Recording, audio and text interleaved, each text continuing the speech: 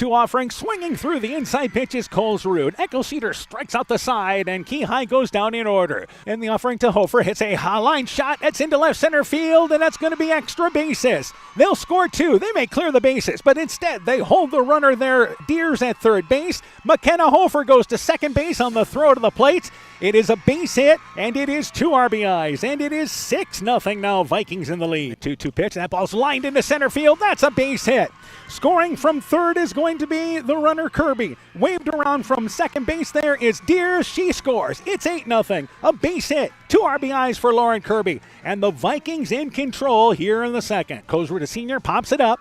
The catcher, that is again going back, McKenna Hofer, goes to the edge of the circle there, makes the play for the third out of the inning. Hofer with another tough play, makes the play there in foul territory, and that does it once again for Key High, and there's your ball game. Edco erupts for 8 runs in the bottom of the second inning. They go into the regional final on Monday night, and that's a trip likely to North Linn as the Vikings win by a final score of 9-1.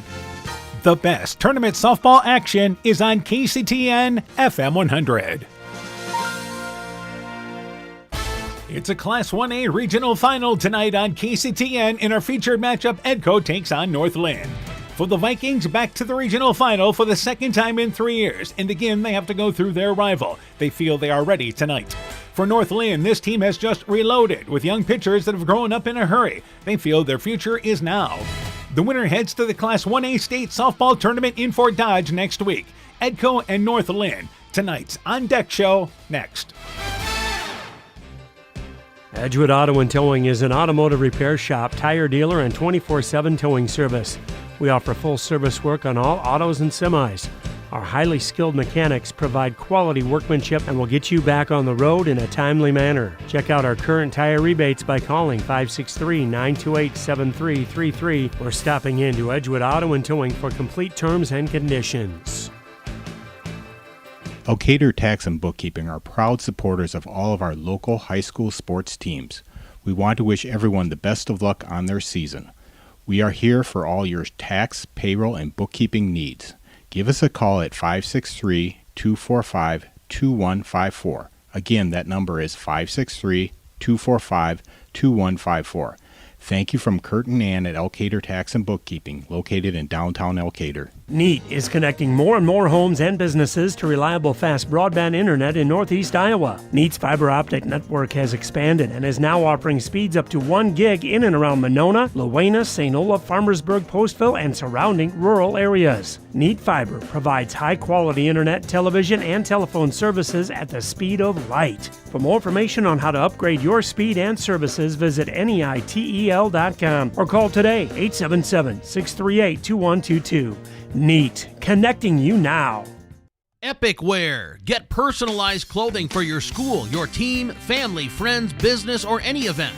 Epic Wear has a huge range of customizable apparel, trophies, and awards. They offer free design help or design your own apparel at getepicwear.com, and you can even set up a free website for your fundraiser.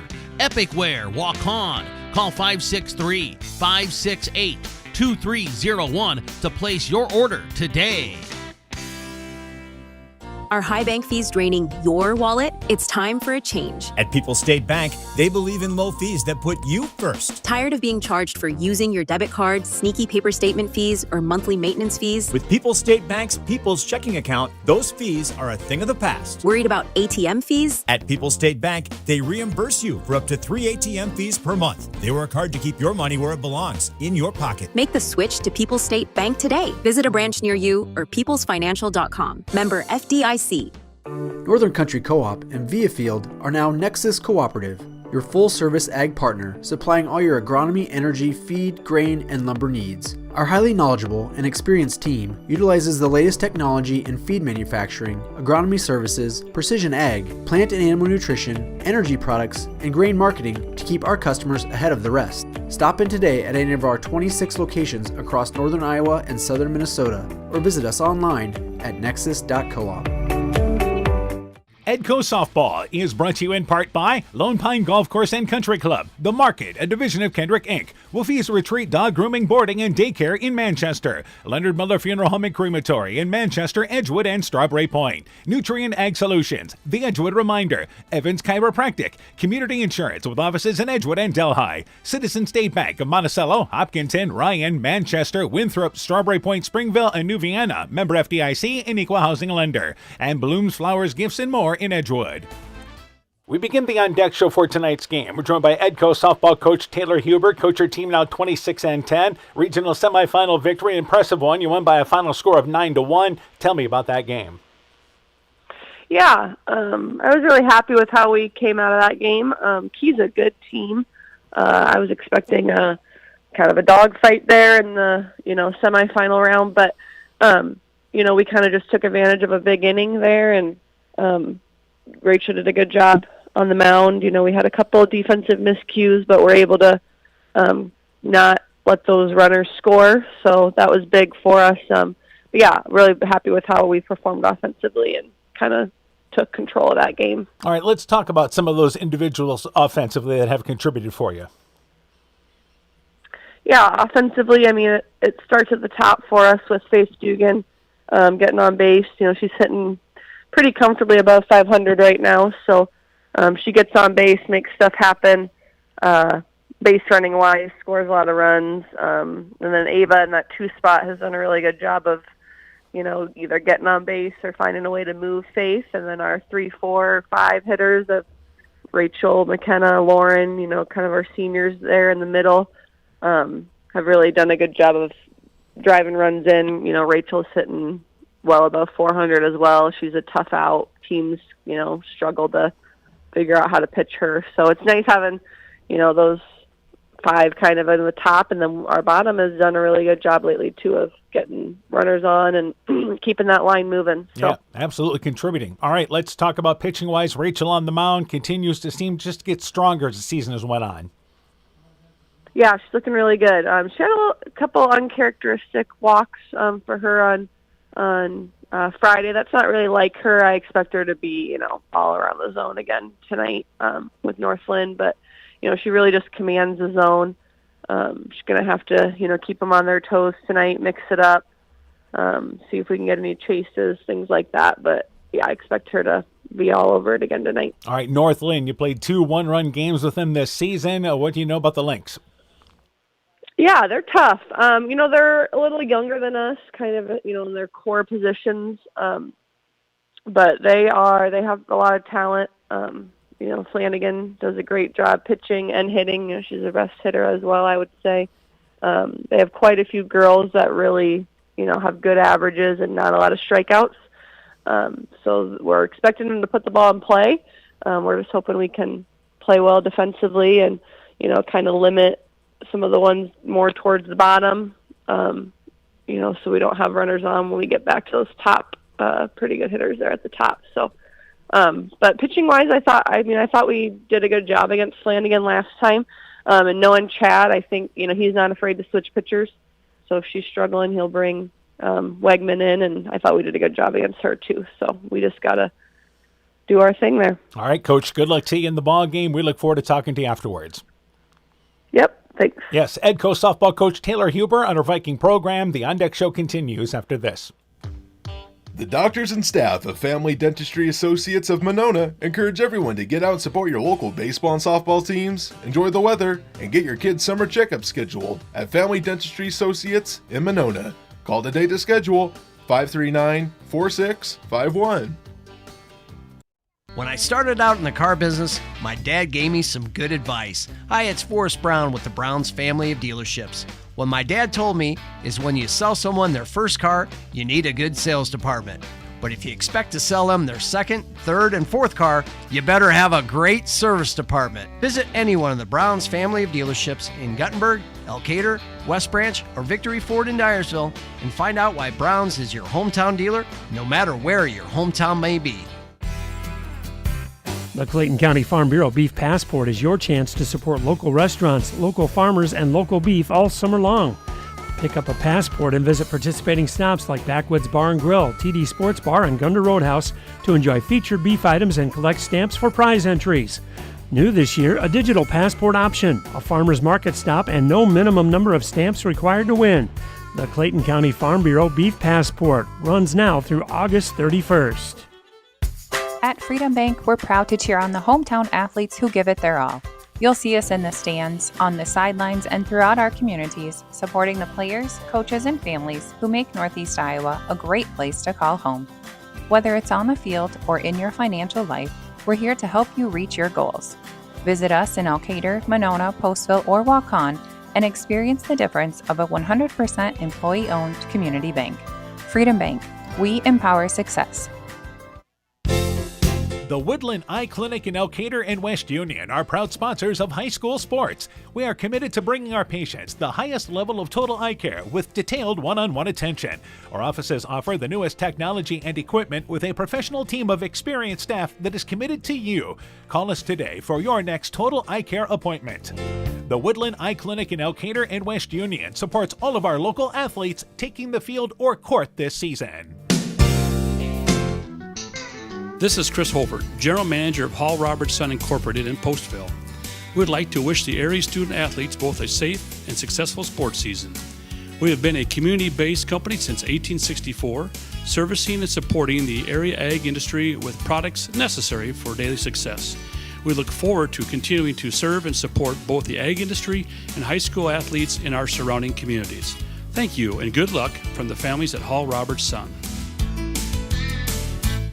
Edco Tournament Softball is brought to you in part by Silver Edge Cooperative in Edgewood, Strawberry Point, and Delhi. Edgewood Convalescent Home and Lincolnwood Assisted Living. Northeast Iowa Sub Drains in Strawberry Point. Rockline Appliance and TV, the home of quality service with the lowest price guaranteed in Prairie du Chien, Waukon, Decorah, and Viroqua.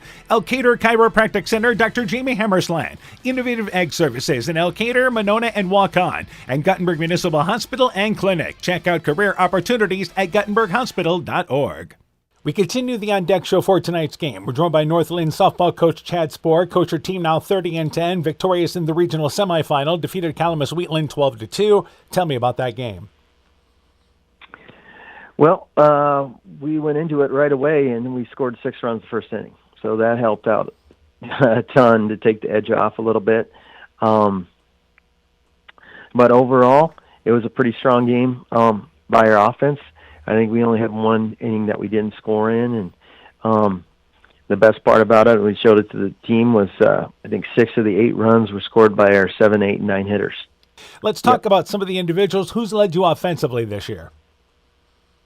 That's kind of a tough one. We actually have had quite a few people. The biggest one is Chloe Flanagan, freshman, has really stepped up, and she probably hits the ball the hardest, the most consistent.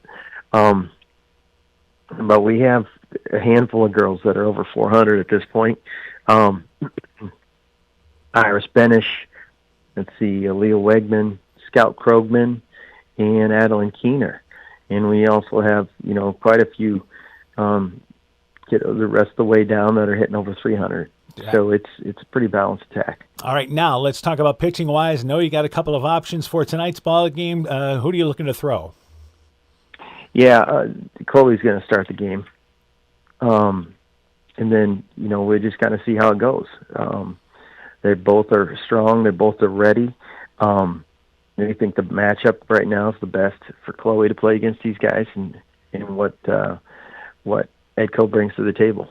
All right, speaking of Edco, you played them twice during the season, 2 one-run games. Tell me about those games.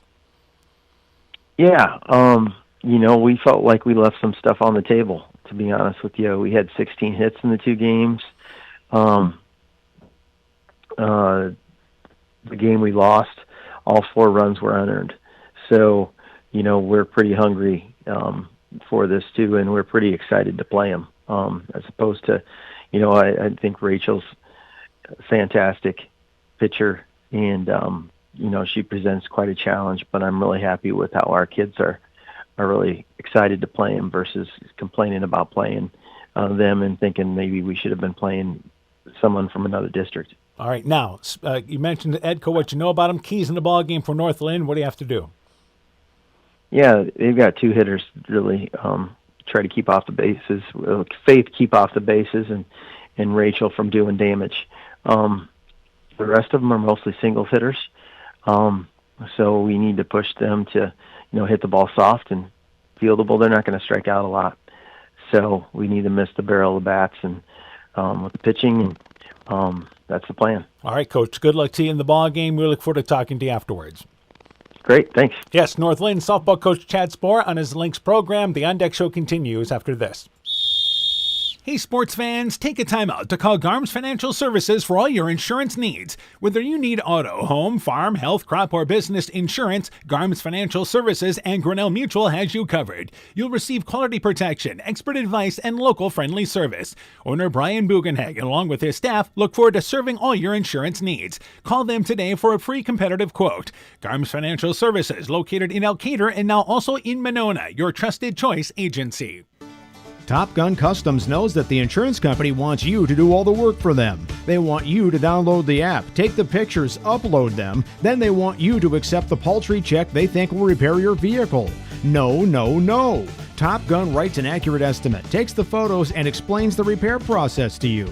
Let Bob and the guys take all the worries out of your repairs. Call Bob or Nancy at 563-964-9899 at Top Gun to schedule your repair today. Hi, this is Tara Fink, psychiatric mental health nurse practitioner. Helping people bottom line is the biggest reason I chose a career in mental health. During my own struggles, it was difficult to find good support in this area. Therefore, I vowed to come back home to help meet the great need for mental health care in Northeast Iowa. I'm available for consultations at both the Walk-On and Postville Clinic locations, offering assessment, diagnosis, and medication management for all mental illnesses. Exceptional caring people, Veterans Memorial. Inspiring changes to a happier, healthier you is what we do at Clayton Drug. We are committed to helping you achieve the highest quality of life possible. We are a full-service pharmacy offering services such as med packing to your home or mail delivery and online prescription refill. We also offer a cash pricing program on name brand and generic prescriptions. Call 563-245-2530 to find out more. Clayton Drug, connecting the communities of Elkader, Strawberry Point, and Sumner to serve us all in between. Being good at life means getting your finances in order so you can focus on the moments that matter most. With over 175 years of experience, New York Life Insurance Company offers insurance and financial solutions you can benefit from while you're, living. For trusted guidance, contact your local agents, Andrew Reimer or Troy Springer with your Vision Financial Group, proudly located and serving the beautiful Guttenberg community. Call Andy or Troy at 563-252-2471. Start planning today for peace of mind tomorrow. Your Vision Financial Group is not owned or operated by New York Life. Hi, this is Cody from Torkelson Motors in Elgin and Walk-On. At Torkelson Motors, we believe that student involvement in activities is a great way to help grow our communities, and we are proud to help sponsor this game for your enjoyment. We've been serving Northeast Iowa since 1926 and appreciate the business that our customers have given us and the support they provide to our area schools and communities. So the next time you are in need of a new or used vehicle or a repair, stop into Torkelson Motors. We've been selling cars the old-fashioned way with a friendly smile and a handshake right here next door in Elgin and Walk-On. Edco Tournament Softball is brought to you in part by J&J Lane Solutions in Edgewood, Norby's Farm Fleet in Northeast Iowa, Rivals Inc. Custom Gear, Screen Printing, Embroidery, and online shopping at rivalsinc.com, Bruins and James Insurance, your Grinnell Mutual agent in Monona, Furniture Showcase and Allwine, Lighting Showroom, Flooring, Furniture, and Window Treatments, Bacon Concrete in Postville, Car Auto Group, online at karautogroup.com, Fisk Farm and Home in Monona, Cresco, and Decorah, the Lowena Savings Bank, member FDIC, Culligan Water Conditioning in Elkader, and Meyer Collision and Service Center in Guttenberg and Elkader.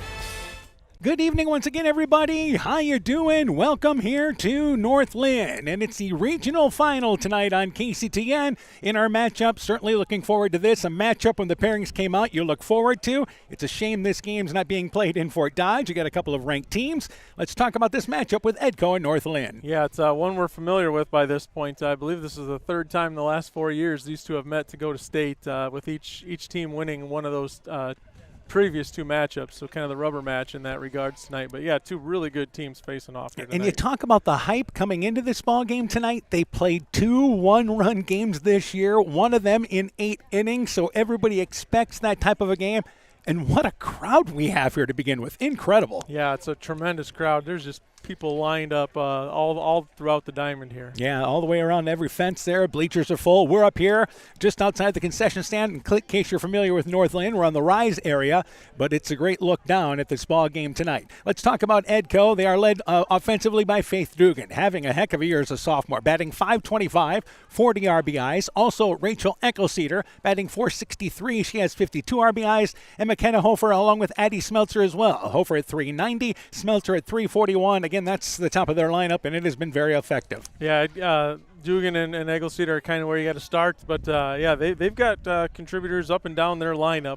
But it does all start with Faith Dugan. It's been the bottom of the lineup with Smeltzer, Chloe Everett, and Avery Brown, which have contributed in the 2 tournament wins. Pitching-wise, though, Rachel Eckelceder, we certainly know what she offers. 180 innings, 117 hits, only 38 earned runs, walked 26, struck out 283 with an ERA of 1.47. She had 6 strikeouts the other night, had 11 strikeouts in the 5-inning game to open up their play against Midland.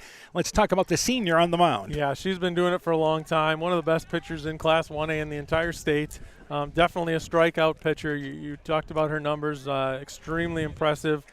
Came out against Key High, struck out the first 3 batters right off the bat. So North Linn knows they've got their hands full with her. For North Linn offensively, this is a team that has been outstanding offensively, and they're led by a number of players. Chloe Flanagan, batting almost .500, batting .496. That is a freshman, by the way. Also, Iris Benish, a sophomore, batting .437. Aliyah Wegman, another freshman, batting .398. Adeline Keener, a sophomore, batting .396. Again, this is a youthful team that has grown up in a hurry. Yeah, I think preseason they weren't thought of super highly because of all of that youth, but they've just come out and showed that youth doesn't really matter. If you can play, you can play, and North Linn certainly can. They're showing it there. Flanagan has been their ace on the mound. 120 innings, allowed 83 hits, only 26 earned runs, has walked 26 and struck out 141. So even though she hasn't thrown as many games, similar stats to what Eckelceder has, in an ERA of 1.51. What do you see as a big difference in this ballgame? I think it's going to be 2 even teams. I think whoever can get out to that early lead is going to have a big advantage in this one. And you got to be clean in this ballgame tonight defensively. Absolutely. Both teams, you can't afford to make errors when you're at this point in the tournament. Those things can really come back to hurt you. Let's run down the lineup for the Vikings. Faith Dugan, the shortstop, bats leadoff. Ava Hofer is the left fielder, batting second. Rachel Eckelceder, the pitcher, bats third. McKenna Hofer, the catcher, bats cleanup. Lauren Kirby is the first baseman, batting fifth. Addie Smeltzer, the second baseman, bats sixth. Chloe Everett is the designated player. She bats in the number 7 spot.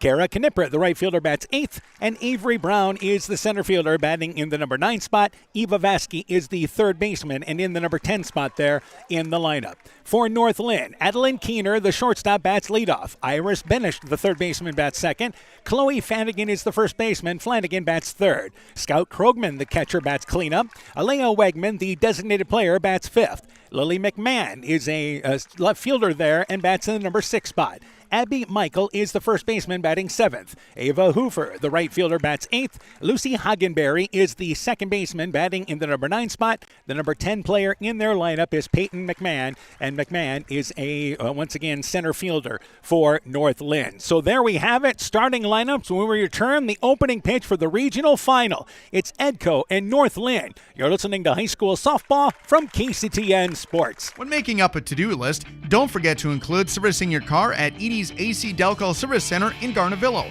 Your car should have the best care, and Edie's will make sure of it. Stop in or call 964-2186 to make an appointment. Tires worn out? Well, Edie's can replace them. Need a tow? Call Edie's at 964-2186. Kay, Lynn, and Todd invite you to stop by and fill your car's tank with fuel at Edie's AC Delco Service Center in Garnavillo. Edie's open 7 a.m. Mondays through Saturdays. Spring means the start of landscaping and construction season. Before you start any projects, make sure to get your utilities located and marked, including your fiber optic internet lines. Damaging underground lines can result in disruption in service. Call Iowa 811 at least 3 business days in advance of any project.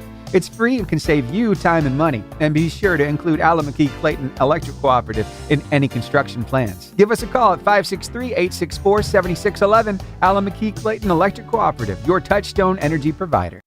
Strawberry Building Supply offers all your building materials for residential and commercial projects. Whether you're building from the ground up, remodeling your home, or a weekend project, we have the materials you'll need. We are an authorized Milwaukee dealer for all your Milwaukee tools. Strawberry Building Supply also has everything you'll need for your pets and livestock. Stop into Strawberry Building Supply today at 413 West Mission Street, Strawberry Point, or call 563-933-4579. Hey, Justin Birdnow here from Birdnow Chevrolet in Monona. I want to take a moment to wish all the local athletes good luck during their game. You have worked incredibly hard and it shows during each game. Myself and the entire Birdnow Chevrolet Monona team is wishing you all that you do your best and good luck. Central State Bank provides a complete line of lending services to help you get the best out of life, from home mortgages and equity loans to vehicle and personal loans. We have expert lending professionals who will work with you to provide options to address your needs. At Central State Bank, you won't deal with a branch or department, you'll deal with a banker who is dedicated to you. Central State Bank, member FDIC. Mom, yeah, put that on my to-do list. There is more and more on my to-do list every day. I can hardly keep up, and I have to make sure everyone is paid. But who has time for the bills? You know who can help with that? Who? Elkader Tax and Bookkeeping. They not only do taxes, but specialize in bookkeeping services as well. Has your to-do list gotten too long? Want help? Give Elkader Tax and Bookkeeping a call at 563-245-2154. Edco Tournament Softball is brought to you in part by Farmers Savings Bank of Colesburg, Elkport Garber, Strawberry Point, Arlington, Elgin, and Wadena, member FDIC, Clayton County Recycling in Monona, Myers Auto Service in Monona, TJ's Pizza in Monona and Claremont, Thompson Construction and Monona Overhead Door, LTI & Sons Water Conditioning, your Connecticut dealer in Postville, Dean Family Chiropractic in Claremont, Ground Logs and Lumber in Elkader, Timber is a Crop, Harvest Wisely, St. Olaf Ag Sales and Service, T&K Cahoon, your Napa dealer in Monona, and Nick's Excavating and Kane Construction in Farmersburg. Welcome back to North Linn. Just about ready for our opening pitch. Our umpires for this ball game tonight are Chris Hensey, Jake Parker, and Derek Madlock. Three guys we haven't seen before, but obviously pretty good crew doing this ball game tonight here in North Linn. For Edco to lead things off in the top of the first inning, Faith Dugan, Ava Hofer, and Rachel Eckelceder. For North Linn around the horn, Lily McMahon is in left field, Peyton McMahon in center field. They are sisters. Ava Hoover is in right field. Around the horn defensively, Iris Benish is at third, Adeline Keener at short, Lucy Hagenberry is at second, Abby Michael, the first baseman. The catcher is Scout Krogman, and again, the pitcher is Chloe Fanigan, the freshman for North Linn. North Linn wearing their pinstripes. They've got the maroon stripes there, and again, links across the front of their jerseys. Vikings wearing their gray tops with the black trim, the black shorts, and again, they have Edco across the front of their jersey. Faith Dugan set to lead things off in this ball game tonight. Everybody's been just jacked for this matchup. Yeah, I think everyone's ready to go. Crowd, players, umpires, coaches, everyone, here we go. And we are actually sitting in North Linn territory. First pitch of the ball game to Dugan. That's a called strike, and we are underway. Dugan having a monster season, batting .576 on the season, 40 RBIs from the leadoff spot, and has stolen a ton of bases. 0-1 pitch, it's upstairs. The count is 1-1. It's ironic that these two teams meet again here, because 2 years ago, Eckelceder was a sophomore, so Edco there had the young pitcher. And 2 years later, it's just switched. Eckelceder's a senior, and now Flanagan is the freshman. And here's a ball that is fouled back by Dugan, and the count is a ball and 2 strikes. So an interesting change. Edco had an experienced infield 2 years ago, but this is an entirely different infield than what they had 2 years ago. And the count is 1-2, and lots of youth for this Edco team as well. Meanwhile, the 1-2 offering to Dugan, bouncing ball, that's to the second baseman. That is Hagenberry, takes a step to her right, fields it strongly, flips it over to first base. Dugan bounces out to second. That's 1 up and 1 down here in the top of the first. Yeah, big out for the Lynx, because if Faith Dugan gets on, she usually scores. So big out for them. Ava Hofer is up to bat. Hofer, of course, is the left fielder. Hofer having a nice season, .337 on the season, has also driven in 23 runs.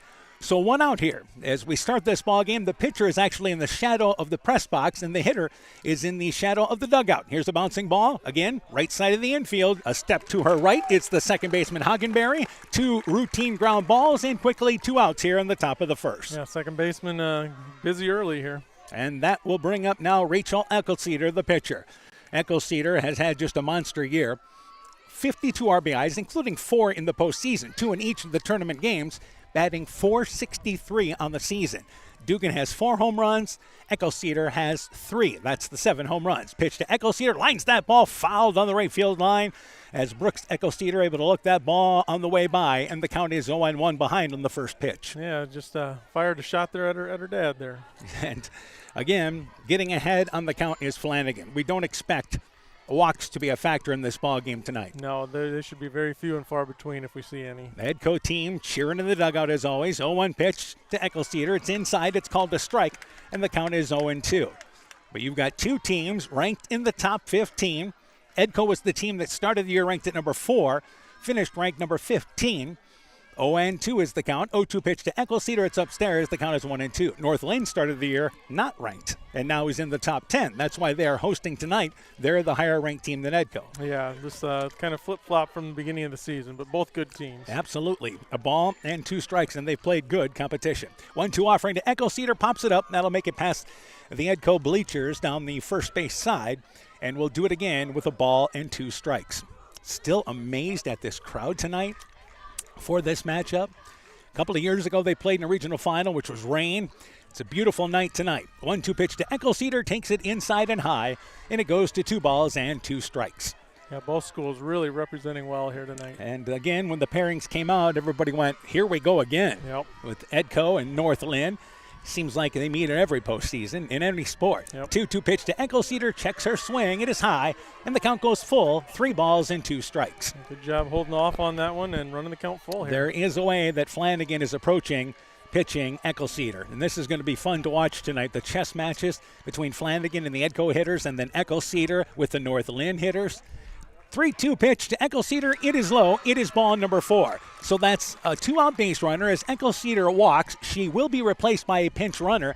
And I believe the first pinch runner tonight will be number 21, Josie Deers. Now, we talked with Coach Huber, and she said that they tend to go with whoever gets on first. Deers tends to be the first runner. Sure. If Eckelceder gets on first, Deers will run for her. If McKenna Hofer gets on before Eckelceder, then she'll run for her. Yeah, and Faith Kirby would be the second runner then coming in.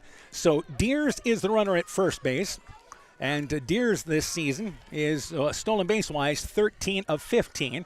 With 2 outs, let's see what they do. McKenna Hofer is up to bat. First pitch to Hofer. Takes that pitch. It's a strike across the top part of the zone. The count is 0-1. Hofer, senior as well, 390 from the cleanup spot, 24 RBIs. 2 years ago, if you remember, she was, the second baseman against North Linn. Now the catcher last 2 years. 0-1 pitch, swings right through that one, and the count is 0-2. Of course, they had was it Audrey Helmrich behind the plate, and she was quite the good catcher. Yeah, that made things, and Hofer has really continued that trend where they've had solid catching for 6 years now. Yeah, I think so. 0-2 offering to Hofer, stays away from the high pitch, and it's a ball and 2 strikes. So 2 outs here in the top of the first inning. Vikings hoping to get a 2-out rally going here as Hofer steps back into the box with a count at 1-2. And the 1-2 offering there, and it's fouled out of play. We'll do it again at a ball and 2 strikes. So, yep, I believe that is Deers at first base. Just double checking for sure. One thing about where we're setting up tonight, and this has to do more with trying to get a good signal for the cell service tonight, or for our router, I should say, as we are a little bit off of the left field line, third base looking down the line. 1-2 pitch, swinging through the outside pitch is Hofer. First strikeout recorded by Flanagan, and that does it for Edco in the top of the first. No runs, no hits, they leave 1. We've played 1/2 inning. Edco nothing, North Linn coming to bat. Mom, yeah, put that on my to-do list. There is more and more on my to-do list every day. I can hardly keep up, and I have to make sure everyone is paid. But who has time for the bills? You know who can help with that? Who? Elkader Tax and Bookkeeping. They not only do taxes, but specialize in bookkeeping services as well. Has your to-do list gotten too long? Want help? Give Elkader Tax and Bookkeeping a call at 563-245-2154. TNT Power Sports sells and services all makes and models of UTVs and ATVs. We have a nice selection of clean used units available along with new units. Contact Brian, Sawyer, or Tracy for your next UTV or ATV purchase. To keep your UTV or ATV in top-notch condition for work or play, schedule your service work with Brian or Nathan by calling 563-245-1100 or stop into TNT Power Sports north of Elkader on Highway 13 for all your sales or service work. Experience high-speed fiber internet through Neat's fiber optic network with speeds now available up to 1 gig in and around Monona, Luena, St. Olaf, Farmersburg, and Postville. Don't forget, you no longer need to carry a phone line when you subscribe to internet in one of Neat's Freedom Plans. For more information on how to upgrade your services and the best pricing, visit NEITEL.com or call today 877-638-2122. Neat, connecting you now. Bottom of the first inning, Adeline Keener, Iris Benesh, Chloe Flanagan to lead things off here for the Lynx. For Edco defensively, Ava Hofer in left field, Avery Brown in center, Kara Knipper in right field. Around the horn defensively, Eva Vasky is at third, Faith Dugan at short, Eddie Smeltzer, the second baseman, Lauren Kirby is at first. The catcher, McKenna Hofer, and again, Rachel Eckelceder is on the mound. Adeline Keener is the leadoff hitter here, batting .396 on the season for North Linn. First pitch there, takes it for a called strike, and the count is 0-1. Both dugouts on their feet, which you expect. Softball has quite a few different cheers, and both these teams will participate in that. Everybody going to be involved in this ball game tonight. 0-1 offering there. It's a rise ball upstairs, evened up at a ball and a strike. So again, we're early stages of this regional final. Winner goes to the Class 1A state softball tournament and will play next week in what will be a different setup this year for the girls state softball tournament. It's actually a true double elimination. A ball and a strike is the count. 1-1 offering and taking the pitch there. A little something off there from Eckelceder, but missed away, and the count is 2 balls and a strike. Yeah, kind of different format at the state tournament this year. Kind of basically matches college. They have four teams in one pod, 4 teams in the other, and then they play it out, and you are not eliminated until you lose for the second time. 2-1 pitch, taking the pitch for a strike high is Keener, and the count is 2 balls and 2 strikes. We mentioned the 3 umpires tonight. We have seen really good umpiring here in the postseason, in the baseball tournament and in the softball tournament. Yeah, I would agree. So, again, it's 2 balls and 2 strikes. 2-2 offering there, and that ball's roped into center field, taking a step in, but now drifting back is Brown. It's over her head. It's going to be extra bases. Keener goes to second. She'll stand up there. It is a double. The leadoff runner on for North Linn with nobody out here in the first. Yeah, Keener put a charge into that one, and Brown just not quite able to get it. She did a good job going back, but just out of her reach. Yeah, took a step in on the first step there, then had to readjust, tried to get the glove up, but it went over her head. Hit hard by Keener. Runner on second with nobody out. Iris Benesh is now up to bat. Benesh, .437 on the season. She had a sister that pitched for them a couple of years ago. First offering to Iris Benesh, takes it inside, and it's a ball. The count is 1-0. So let's see how the Lynx play this. They play for a run early in this game? Yeah, I don't know. They've got the meat of their line. If it was the bottom, I think we might see some bunting. But with their top hitters, we might let them swing away. 1-0 is the count. And the 1-0 offering, she takes the pitch low, and the count is 2-0. So this, for Eckelceder, what do you think? This is about the 10th or 12th time she's pitched against North Linn, at least twice a season. That's 10 right there in 5 years. Right. Plus, we know they've met in the postseason a few times, and over 10, I'm sure. 2-0 is the count. She'll try to work back on Benesh. The 3-0 pitch, it is high and outside. The count is 3-0, and Eckelceder kind of slaps her glove after that pitch maybe got away from her. Yeah, didn't like where that one ended up. So 3-0 is the count here. North Linn scored 6 runs in the opening inning against Calamus Wheatland the other night, so they got to a fast start trying to do it here. 3-0 pitch, taking all the way is Benesh for a strike. The count is 3-1. Benesh, we mentioned her batting average, but from the 2 spot as well, has driven in 39 runs. Right behind Flanagan there. Flanagan's the leader at 47, and Flanagan is waiting on deck. So 3 balls and a strike. Eckelceder tries to work back. 3-1 pitch, fouled back over the backstop area, out of play. Full count. So Eckelceder has worked it back to a full count. Yeah, you'd expect nothing less from her. And Benesh stepping out of the box, now comes back in. as Echo Cedar, as always does, a couple of steps behind the mound, then walks right into that setup from the mound.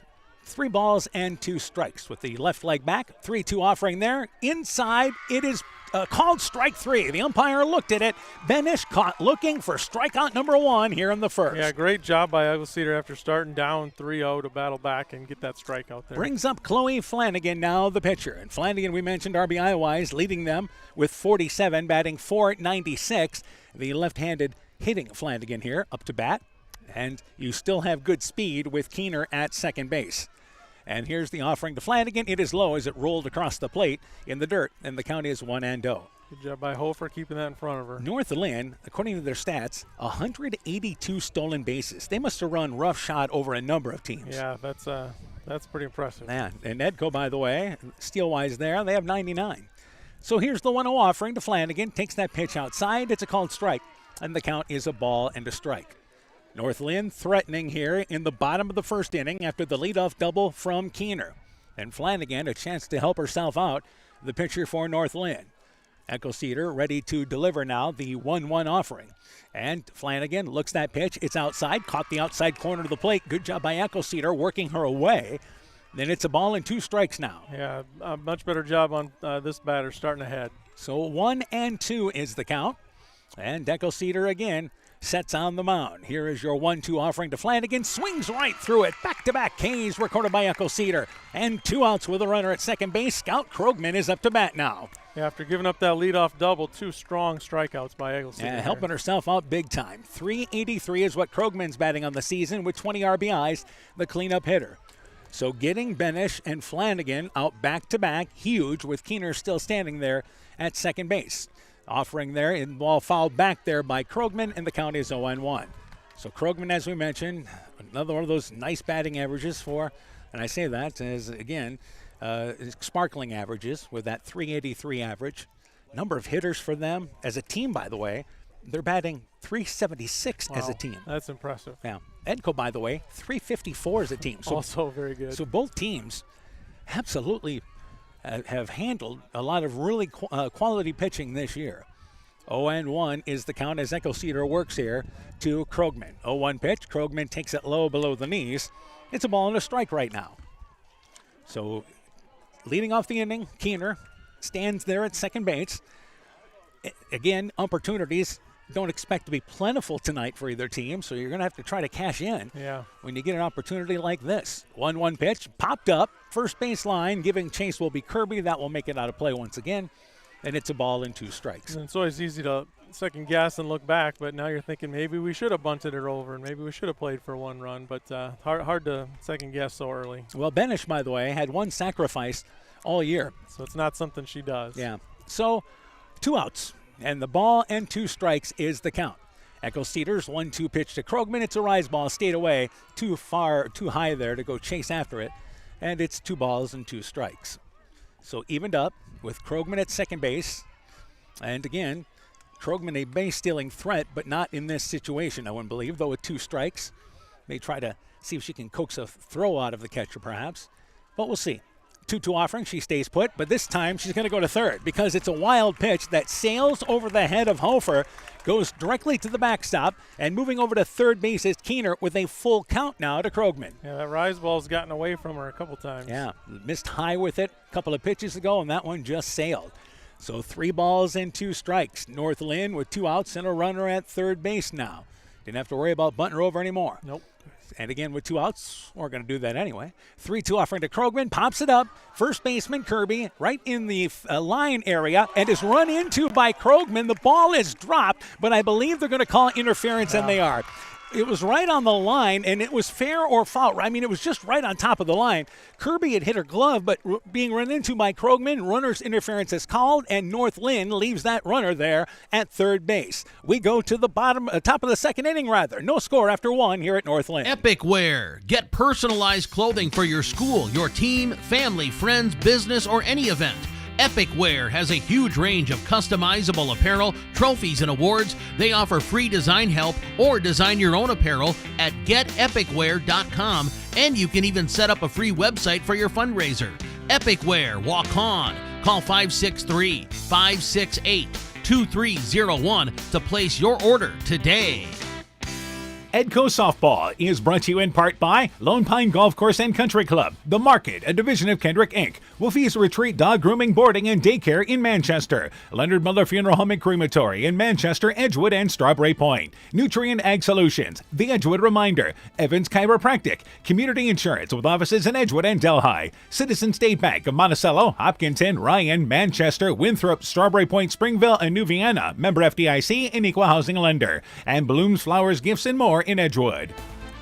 Top of the second inning, no score. Both teams with a base runner. North Linn left a runner at third in the bottom of the first. Lauren Kirby, Addie Smeltzer, Chloe Everett.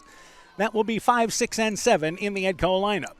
Kirby on the season batting .317, and she has driven in 35 runs, so she has done her part as the number 5 hitter there in producing for Edco. Yeah, like we said, they can hit up and down this lineup. And in that play that ended the bottom of the first inning, it was the hitter there, Krogman, needing to avoid the fielder there in Kirby, who was straddling the line.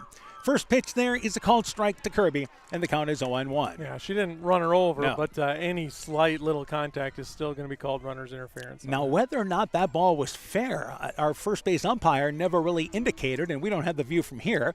0-1 pitch, that's a called strike on the inside, and the count is 0-2.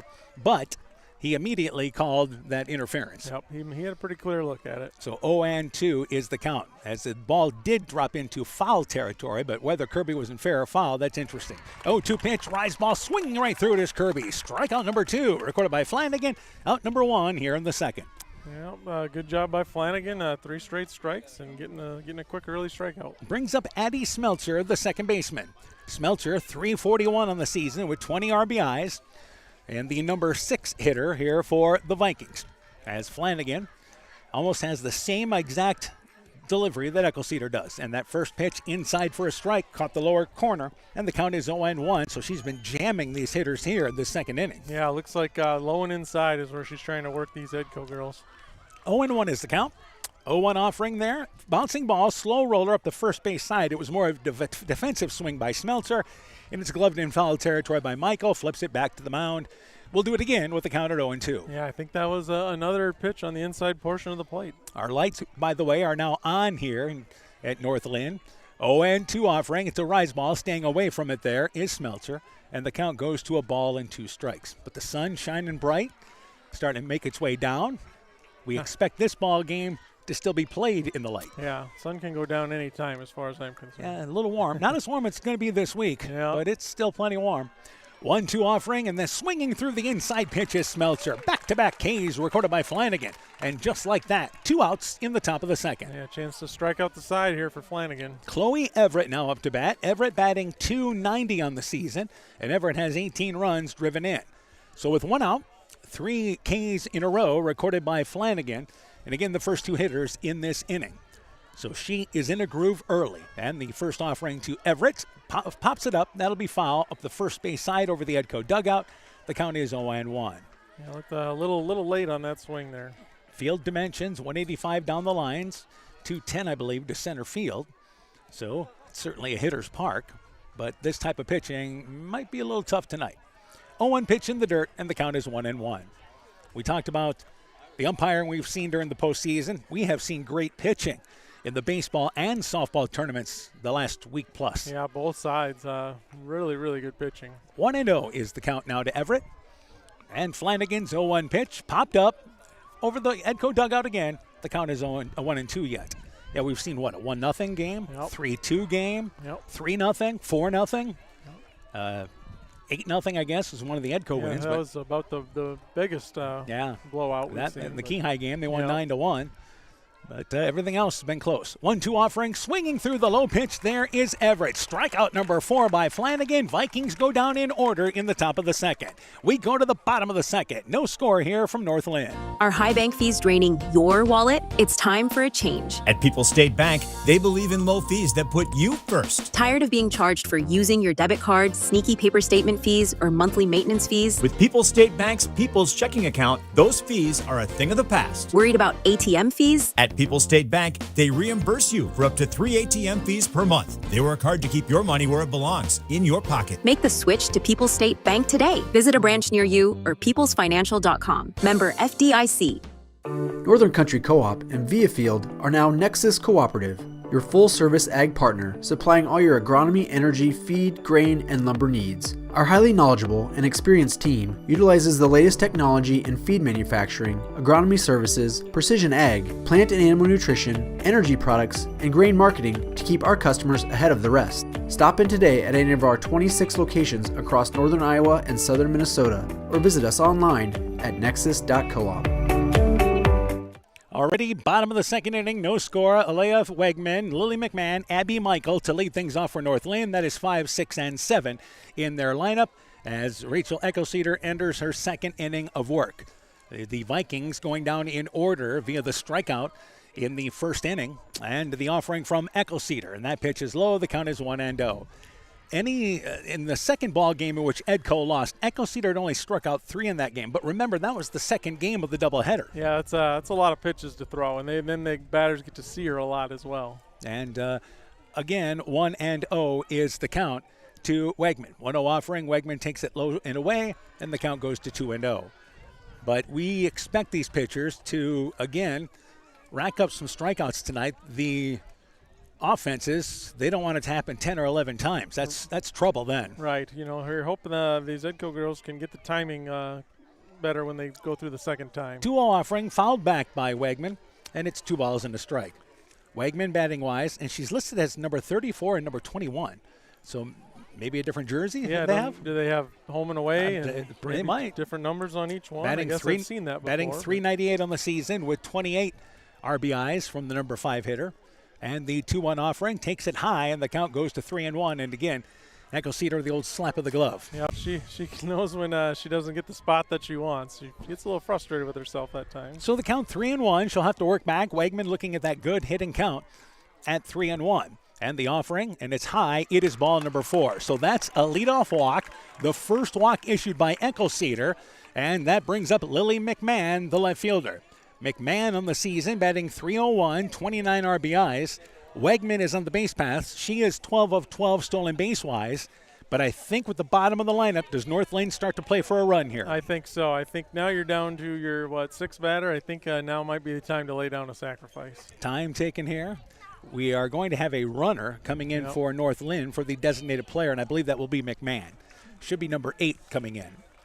So McMahon is the number 10 player in the lineup. So we'll go with McMahon. Yeah, they've got white numbers, so they're tough to see. They're outlined, but from a distance, they're tough to see. And again, this is the best setup that we could get to have tonight. Yeah. So leadoff runner on. Let's see if McMahon thinks about putting down a bunt. McMahon, by the way, has 1 sacrifice bunt this season. So at first base, here is the offering, and that pitch is a strike on the inside. The count is 0-1. If you're talking about McMahon, the number 17, who is the runner, she is 20 of 21 stolen base-wise this year. So a little more chance to go, I would say. Maybe a little game of chess going on here. But Eckelceder gets ahead. 0-1 offering there. That's inside. Off and running McMahon. The throw to second. She takes the wide turn. The throw is short anyway. Moves into scoring position. A stolen base there for North Linn as McMahon took that pitch for a strike. And the count is 0-2. Lily McMahon took that pitch for a strike. Peyton's on second. Yeah, good jump by Peyton McMahon there and swiped that one fairly easily. So Lily McMahon looking 0-2 the count. So with 2 strikes, certainly the bunt is off. And Eckelceder for the second inning in a row. North Linn has a runner on second base with nobody out. 0-2 pitch. It's a rise ball high. The count is 1-2. So another golden opportunity for North Linn early in this game. Yeah, it's 2 innings in a row with runner in scoring position. Edco's got to bear down here. A ball and 2 strikes the count. And Eckelceder helped herself out with a couple of Ks in the first inning. Trying to see if she can get one here. 1-2 offering, and it hits her. It hit the left elbow area just above that. McMahon hit by the pitch. So had her 1-2. Now there's runners on second and first and nobody out. And Abby Michael is the first baseman, is up to bat. So the bottom of the lineup for North Linn has a chance to produce something here as Coach Huber came out and had a question there. I think her question was, did the girl move? Did she, try to avoid it? Right, or even maybe lean into over the plate or something like that. But Eckelceder, she does work inside at times. Abby McMichael, .330 on the season, 29 RBIs. Does have, by the way, 3 sacrifices this year. But again, they're up there to hit, and she takes the cut. The count is 0-1.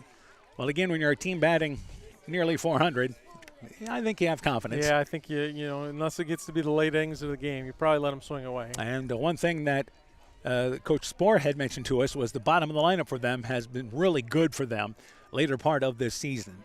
0-1 offering there. They look to bunt. They pull things back. Trying to steal third and being thrown out there is McMahon. Covering the bag was Dugan. Great job there by Edco defensively. Charging in on the bunt was Vasky. Squaring to bunt was Michael. Pulled it back. McMahon tried to steal third and throw it out there for out number 1. Yeah, good throw by Hofer. Good tag by Vasky. And again, it was the tag actually was by the shortstop. Okay. Yeah, okay. It was actually, and again, you got a pole blocking your view. Yeah. But the shortstop Dugan actually made the tag coming in there to cover the base. So 0-2 is the count to Abby Michael once again as Peyton McMahon throwing out at third base. The 0-2 pitch, swinging right through it. There is McMichael. Strikeout number 3 by Echo Cedar. And suddenly 2 outs with a runner at second base for the Lynx. Yeah, just like that, 2 outs. That shows you how important throwing those base runners out can be. Ava Hoover, the number 8 hitter, is up to bat. Hoover on the season, batting .329, has 23 RBIs on the season. So 2 outs here. And Edco trying to get out of this, that first and second situation. Hoover takes a good cut, misses it. The count is 0-1. So North Linn thought about bunting the runners over there, but instead ran a double steal. And Lily McMahon is that runner over at second base right now in scoring position with 2 outs. Yeah, North Linn being aggressive on the base paths. Yeah, both these teams, I think they're going to pick their spots until proven otherwise. 0-1 is the offering. 0-1 pitch to Hoover. Rise ball swings right through it. That may be the best pitch that Echo Cedar has worked upstairs. Yeah, I think so. That started up belt level, and by the time it got to the hitter, it was up near their shoulders. So the count is now 0-2. And again, Echo Cedar, it's just methodical, going to the mound there to get set, and is ready to fire. It's clockwork. 0-2 pitch, swinging through the rise ball again is Hoover. Strikeout number 4 for Echo Cedar. That does it for North Linn in the bottom of the second. No runs, no hits. They strand 1 in scoring position. We've played 2. No score here with Edco and North Linn. The doctors and staff of Family Dentistry Associates of Monona encourage everyone to get out and support your local baseball and softball teams, enjoy the weather, and get your kids' summer checkups scheduled at Family Dentistry Associates in Monona. Call today to schedule 539-4651. Edco Tournament Softball is brought to you in part by Silver Edge Cooperative in Edgewood, Strawberry Point, and Delhi. Edgewood Convalescent Home and Lincolnwood Assisted Living. Northeast Iowa Sub-Drains in Strawberry Point. Rockline Appliance and TV, the home of quality service with the lowest price guaranteed in Prairie du Chien, Waukon, Decorah, and Viroqua. Elkader Chiropractic Center, Dr. Jamie Hammersland. Innovative Egg Services in Elkader, Monona, and Waukon. And Guttenberg Municipal Hospital and Clinic. Check out career opportunities at GuttenbergHospital.org. So in the top of the third inning we go with no score. We mentioned this is about as even of a game that you can expect, and through 2 innings. Flanagan has went 2 innings, no hits, no runs, has struck out 4. Echo Cedar has went 2 innings, 1 hit, no runs, and struck out 4. Yeah, 2 good pitching performances thus far. Avery Brown, Faith Dugan, Ava Hofer. That is 9-1-2 to lead things off here for the Vikings in the top of the third inning. So this is actually Kara Knipper, followed by Avery Brown, then Faith Dugan. So Kara Knipper, right fielder, is now up to bat. Chloe Flanagan in her third inning of work takes the pitch there. It's high, and there's a ball. The count is 1-0. Knipper, her average has gotten better as the season has went on, getting around the 200 clip. Edco's bottom of the lineup. We talked about North Lynn's producing for them. Edco's gotten that in the tournament. 1-0 pitch, fouled back, and the count is a ball and a strike to Knipper. Yeah, a lot of their big innings have started, 5 on down. Yep. Knipper, by the way, it's been a busy time for her. She's the Clayton County Fair Queen. Yeah, so she's got a busy week coming up in a couple weeks. Yeah, and she will then have to attend the Iowa State Fair as the Clayton County representative. Here's the ball that is fisted. Second baseman, soft pop-up. Hagenberry just takes a step to her left, catches it easily to the left, and Knipper with a soft pop-up to first base for out number 1. Yeah, at least she ended that streak of strikeouts by Flanagan, but just couldn't quite get the meat of the bat on it. Avery Brown up to bat. Brown batting .247. The number 9 hitter has 13 RBIs on the season. The left-handed bat of Avery Brown, and has that left-handed glove in center field. First offering there, looks to slap, takes the pitch, it's a strike outside. The count is 0-1. So Brown will just try to put the ball into play in their speed, try to get down the line. Yep, get that advantage from the left batter's box. 0-1 offering, and again, she tried to check her swing that time. It was a rise ball and missed it. And the count is quickly 0-2. So Brown steps back out of the box and taking a couple of extra cuts. She'll have to protect with the count now at 0-2. And here is now the offering from Flanagan. 0-2 pitch, popped up, foul territory. Giving chase is the third baseman Benish, but that will make it just at the end of the North Linn dugout. Harmley foul, and the count remains at 0-2. Yeah, good job getting a piece of that one. Just fighting it off. That's what she's going to try to do. One thing about being a slap hitter there, you kind of slow things down a little bit. You're not going to take that full swing. Right. You don't have the big, long swing. You shorten it up anyway, so you should be able to put it in play. And now Brown takes time for a second here, and she had to strap back up the helmet once again. So looked like she was maybe trying to work on something with the ear there, but it was just needed to be hooked. 0-2 pitch, takes that pitch, called strike 3 on the outside. 5th strikeout by Flanagan, and it's out number 2 here in the 3rd. Yeah, we're going to see a lot of strikeouts tonight, which is just shows you how good these pitchers are because it's 2 good hitting lineups. Back to the top of the order, and Faith Dugan. Dugan bounced out to second, 0-for-1 in this ball game, up with 2 outs in the 3rd inning. So Flanagan offers the pitch to Dugan. Dugan takes it inside and low, caught the knees, and the count is 0-1. Edco, North Linn, I should say, very concerned about Dugan and Eckelceder in their lineup, but they knew there was other girls to be concerned about as well. 0-1 offering, and that pitch is low, and the count goes now to a ball and a strike. Now, they did get Dugan on a ground out, and Eckelceder actually walked. Yep, she's been the only base runner so far. 1-1 is the count to Faith Dugan. And the sophomore awaits the 1-1 pitch, takes that pitch inside. That's a called strike. That pitch has been there, and it's a ball and 2 strikes now. It's a hard pitch to hit, but Flanagan's hitting her spot there. And again, you just can't get extended on that. Yep. So jammed. It's a jam shot if you hit it. Yep. 1-2 is the count. And Flanagan's 1-2 pitch to Dugan. Bouncing ball. That's into left field.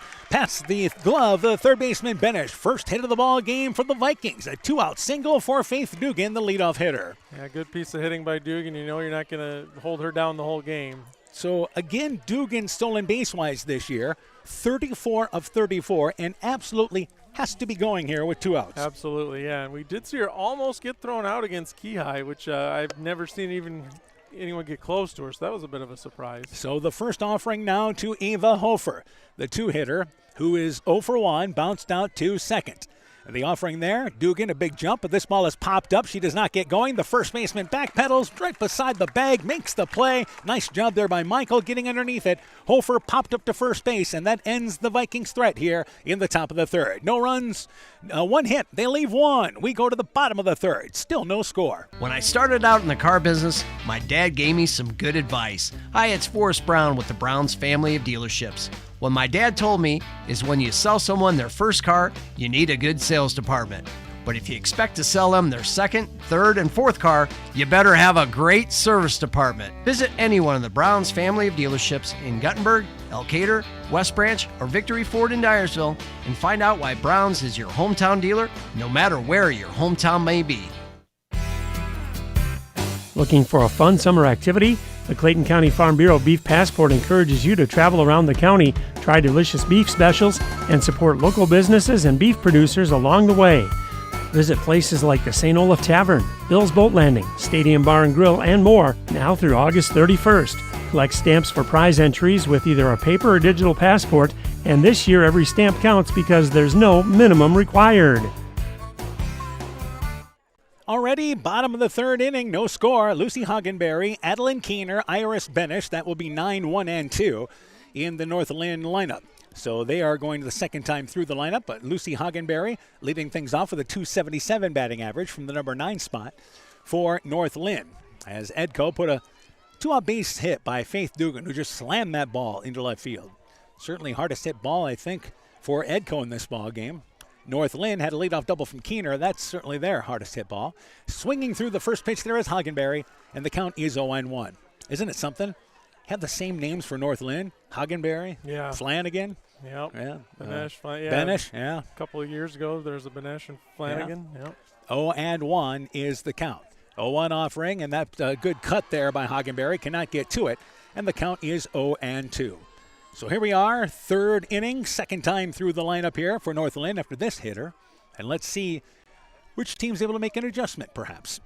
0-2 is the count. 0-2 offering, rise ball, staying away from it. There's Hagenberry. And it's a ball and 2 strikes. Tried to get her to chase one there. Well, this ball game, I don't think anybody's surprised what's happening right now in this ball game. And this is where a run just going to be huge, whoever scores first. Absolutely. A ball and 2 strikes. Your 1-2 offering, and swinging through that pitch is Hagenberry. Third strikeout in a row, stretching back to the second inning for Echo Cedar, her 5th strikeout, and it's out number 1. Brings up the top of the lineup with Adeline Keener. Keener doubled over the head of the center fielder Brown, her last at-bat. That is the lone North Linn hit so far. And Keener up back to the top of the lineup for North Linn. Brown playing a step or two deeper. Yep, after that first at-bat, certainly a lesson has been learned. And here's the offering from Echo Cedar. It's high. The count is 1-0. We mentioned that the shadow is now covering the mound all the way over towards first base. But now the good news is the pitcher and the hitters are both mostly in the shadow. There's a little bit of a sun getting through between the press box and the dugout area for North Linn. As the 1-0 pitch is high, the count is 2-0. So that may be a bit of an issue, but you want to get any kind of good look you can see. It's hard enough to see what's coming in when these pitchers aren't getting any help. Yeah, for sure. But yeah, we're going to see more and more shadows as this game goes on. 2-0 is the count. Hopefully that takes place up here. 2-0 offering. It is high, and the count is 3-0. So good at-bat here. Quality at-bat by Keener. She had a very good at-bat her first time up. And again, 3-0 is now the count. So Echo Cedar will have to battle back. 3-0 pitch. It is inside, called strike. The count is 3-1. Echo Cedar walked 2 the other night against Keyhigh, and you're almost kind of shocked at that, aren't you? Yeah, and she had a walk and a hit by pitch already this game, so a little surprising. Got it out of the system. 3-1 offering, and that ball's popped up. First baseman, now the second baseman. The first baseman bobbles it. The first baseman, Kirby, collides with Smeltzer. The ball goes out of the hands of Kirby, but she somehow hangs onto it. But a lack of communication as, again, disaster avoided as Smeltzer and Kirby basically ran into each other. And Kirby had the ball pop out, but at least stayed with it and made the bobbling catch. Yeah, give Kirby credit for keeping focus on that one because, yeah, they arms collided there. At least bodies didn't collide, but arms collided, knocked it out of her glove, but she stayed with it. Iris Benish is up to bat. Benish, a strikeout victim. So here is the offering to Benish. Takes that pitch inside. That's a strike. The count is 0-1. So the 9-1 hitters retired so far here in the bottom of the third inning. Benish caught looking her last at-bat, and the count is 0-1 as there's quickly now 2 outs in the bottom of the third inning. The 0-1 pitch, bouncing ball that is foul up the third base side. That'll roll down. It'll be picked up there in the corner by Hofer, who will bring it back into the infield. But the count is now 0-2. So Echo Cedar fell behind on Keener 3-1, and Keener was looking for a pitch to hit. Yeah, she took that 3-0 pitch, but then, yeah, after that, she was definitely looking to hit the ball. And she'd be one of those kids that you'd probably give the green light to, oh, yeah. But maybe in a ball game like this, that might change your thoughts a little bit. 0-2 offering, check swing, and it goes off the bat there of Benish. It's a foul ball. We'll do it again with a count at 0-2. Yeah, a game like this and a pitcher like this, yeah. that can change some things at times. Yep, and again, with 1 out in that situation, trying to get a base runner because you want to give Benish, Flanagan, you want to give them all a chance. Yep. 0-2 is the count as Echo Cedar got the sign, looks at the wrist, and ready to deliver now the 0-2 offering. 0-2 pitch there. It is inside and high, and it's 1 ball and 2 strikes. Now, that was our first ball. Yep, tried to get her to chase a rise. We've got a pretty good view of the balls and strikes tonight in this ball game, and they've been on top of it so far. So 1-2 is now the count. So we should be, again, right on top of the ball and strike calls tonight. Sometimes you can't rely on the scoreboard. 1-2 offering there, pop-up down the right field line. That'll slice out of play. And it hit the fence, actually, the top of the fence down the right field line, but no chance to get to it. It did stay in the field of play, but it's still a strike, a long strike, and 1-2 remains the count. So Benish fighting at the plate.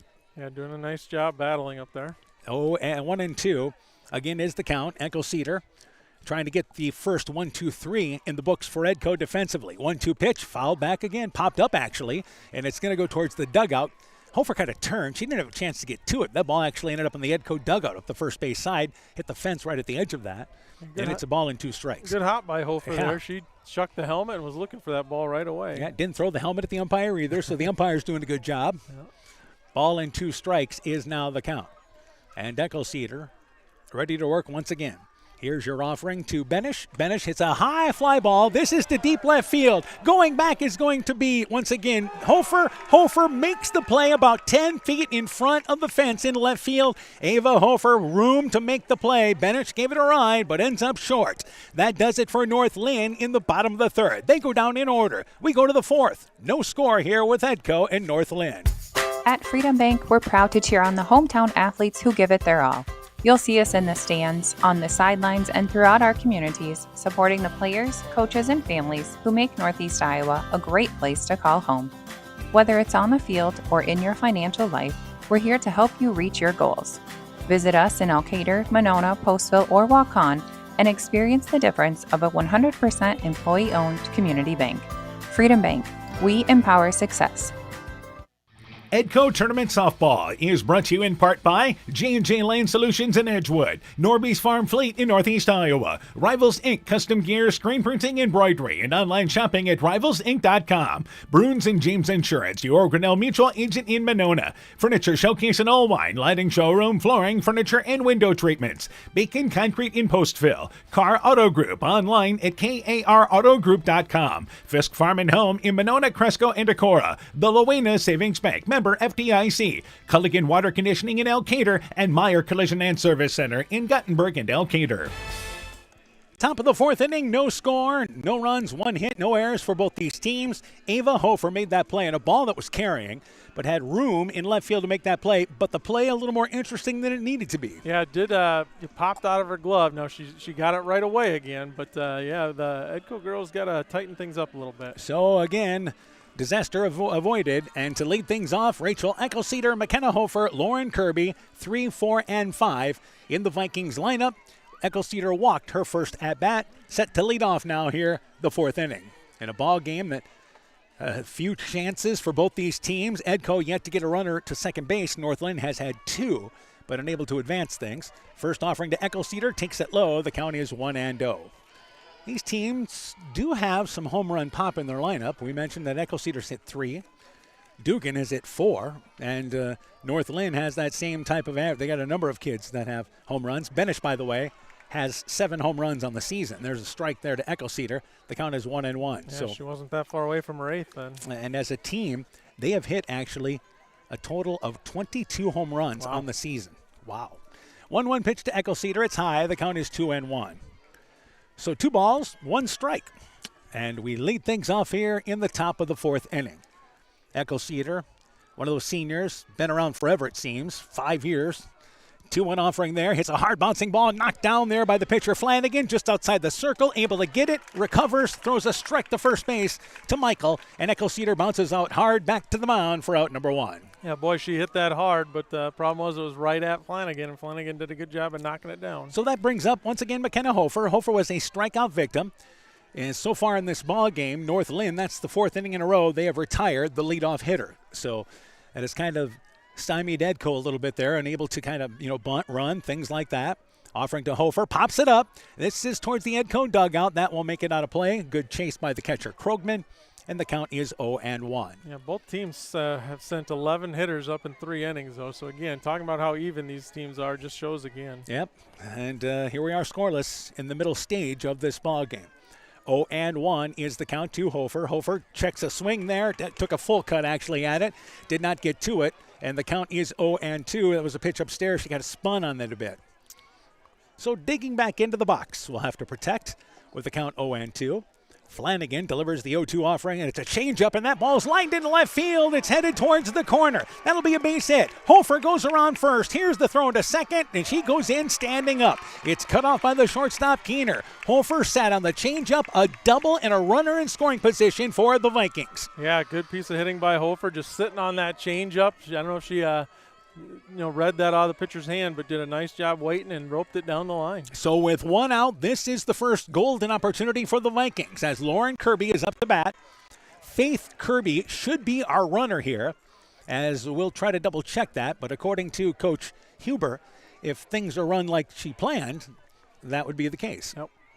So Kirby is up to bat, a strikeout victim, the number 5 hitter in the lineup. And courtesy runner coming in for the catcher, Hofer. Hofer has the second base hit. So the second time through the lineup, Edco has 2 of their hits, both of those hits coming the second time through the lineup, so a better look. Yeah, and you kind of wondered if both teams might hit a little bit better the second time 0-1 through. pitch, and this is a wild pitch. Goes underneath the glove of Krogman, and going to third base will be once again Kirby. That is number 20 out there indeed in Faith Kirby.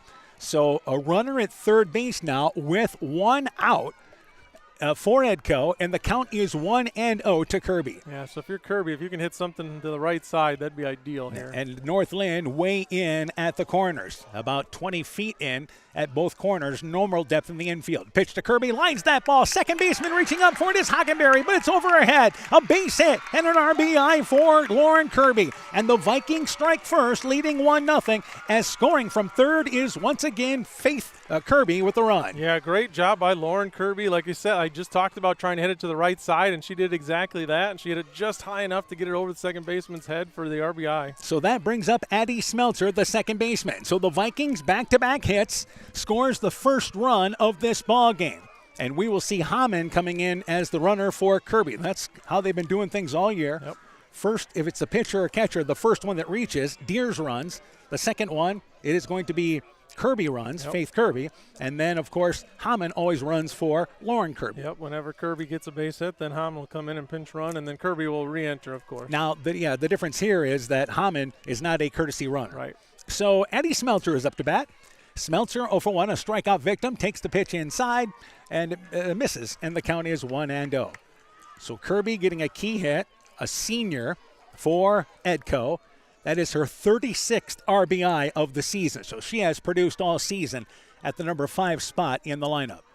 And here is now the 1-0 offering to Smeltzer. 1-0 pitch. Smeltzer takes it inside. Actually had to kind of dance away from that a little bit. Inside and low, and the count is 2-0.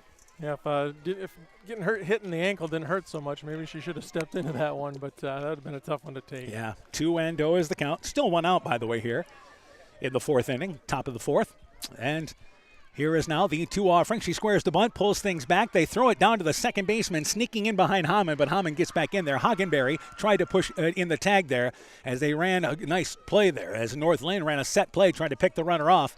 But a good job there by, once again, Hockenberry getting in behind, but Hamann getting a good read at that.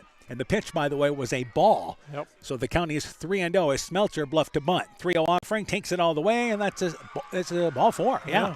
The umpire kind of stepped back for a little bit. So that is a walk by Smeltzer.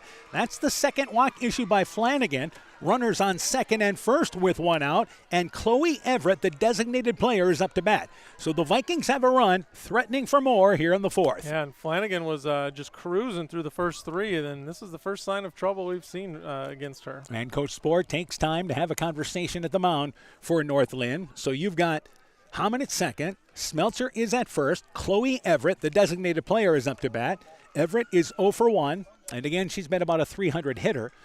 And with 1 out in this situation, bottom of the lineup here is what we approach. Yep, this is what wins and loses you games. If you can get some production from the bottom of your lineup, your chances of winning go up exponentially. Yeah, just get on the base paths for the top of the lineup. Find a way to get on. Batting average doesn't mean anything. Right, walks, hustling, getting on by errors or whatever it may be. All right, Coach Huber took that time to bring her base runners over, Hamann and Smeltzer. Now we return to action.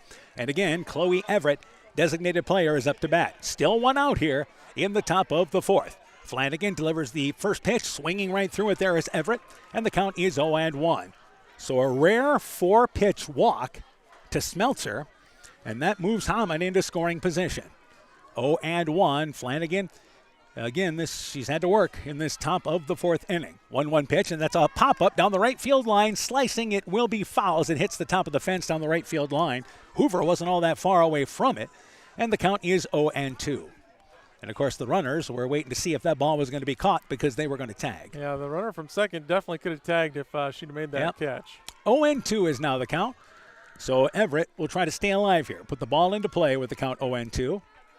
And Flanagan Your 0-2 pitch, and that pitch is low, and a nice job, but Hammond's going on the ball that was dropped. They throw it to third, and Hammond's thrown out there. It was dropped by Krogman, but only about a half a step away. She barehanded it through a strike to third for out number 2. And again, holding at first base was Smeltzer, but Krogman makes the play defensively for North Linn. Yeah, well, and we talk about how even these teams are. So Edco throws a runner out at third, and now North Linn does the same thing. And throughout the year, that's one of those plays that you go. Yeah. It was a good jump there. She saw the ball was not caught cleanly by the catcher. 1-2 pitch, bouncing ball, that's into left field. It's a base hit, quickly brought in by McMahon. So advancing to second is Smeltzer. It's a base hit for Everett. That is the third hit of the inning for Edco. Runners on second and first, and that brings up, once again, Kara Knipper, the right fielder. By the way, Hammond would not have scored on that, but she'd have gotten to third. Yeah, the bases would be loaded now, but they still wouldn't have scored a run yet. And now we have Everett being replaced by a runner. Probably Vasky. Yep, and that would make sense. She's the designated player, so Vasky will run. Vasky's the number 10 player in the lineup, and again, she can enter for that number 10, or that Everett position in the lineup. So Kara Knipper popped out to second, 8 spot in the lineup, 2 outs in this inning. And again, the number 8 spot in the lineup. As Coach Huber continues to yell instructions to our base runners there. And Knipper popped out to second, as we mentioned. First offering there, swings right through it. The count is 0-1. At second base, Smeltzer is able to get a pretty good jump off the bag. Again, in softball, you can go as far as that shortstop because the second baseman's actually playing a couple of steps on the right side of the infield. Be too far to go for her. 0-1 offering, 0-1 pitch. It's a rise ball high. It's a ball and a strike. The other thing you like to see about these teams, outfielders moving in case there's a throw to a bag. Yep, they do a good job of backing everything up. Yep, just in case the throw comes your way, you're always ready to go. Ball and a strike is the count. And 1-1 offering to Knipper, pops it up. That ball is into shallow left field. Going back is the left fielder McMahon. She was playing shallow, able to get underneath it. Knipper flies out to left field for the third out of the inning. But the Vikings strike first. 1 run, 3 hits. They leave 2. We go to the bottom of the fourth. 1-0 Edco. The Woodland Eye Clinic in Elkader and West Union are proud sponsors of high school sports. We are committed to bringing our patients the highest level of total eye care with detailed one-on-one attention. Our offices offer the newest technology and equipment with a professional team of experienced staff that is committed to you. Call us today for your next total eye care appointment. The Woodland Eye Clinic in Elkader and West Union supports all of our local athletes taking the field or court this season. This is Chris Holbert, General Manager of Hall Roberts Son Incorporated in Postville.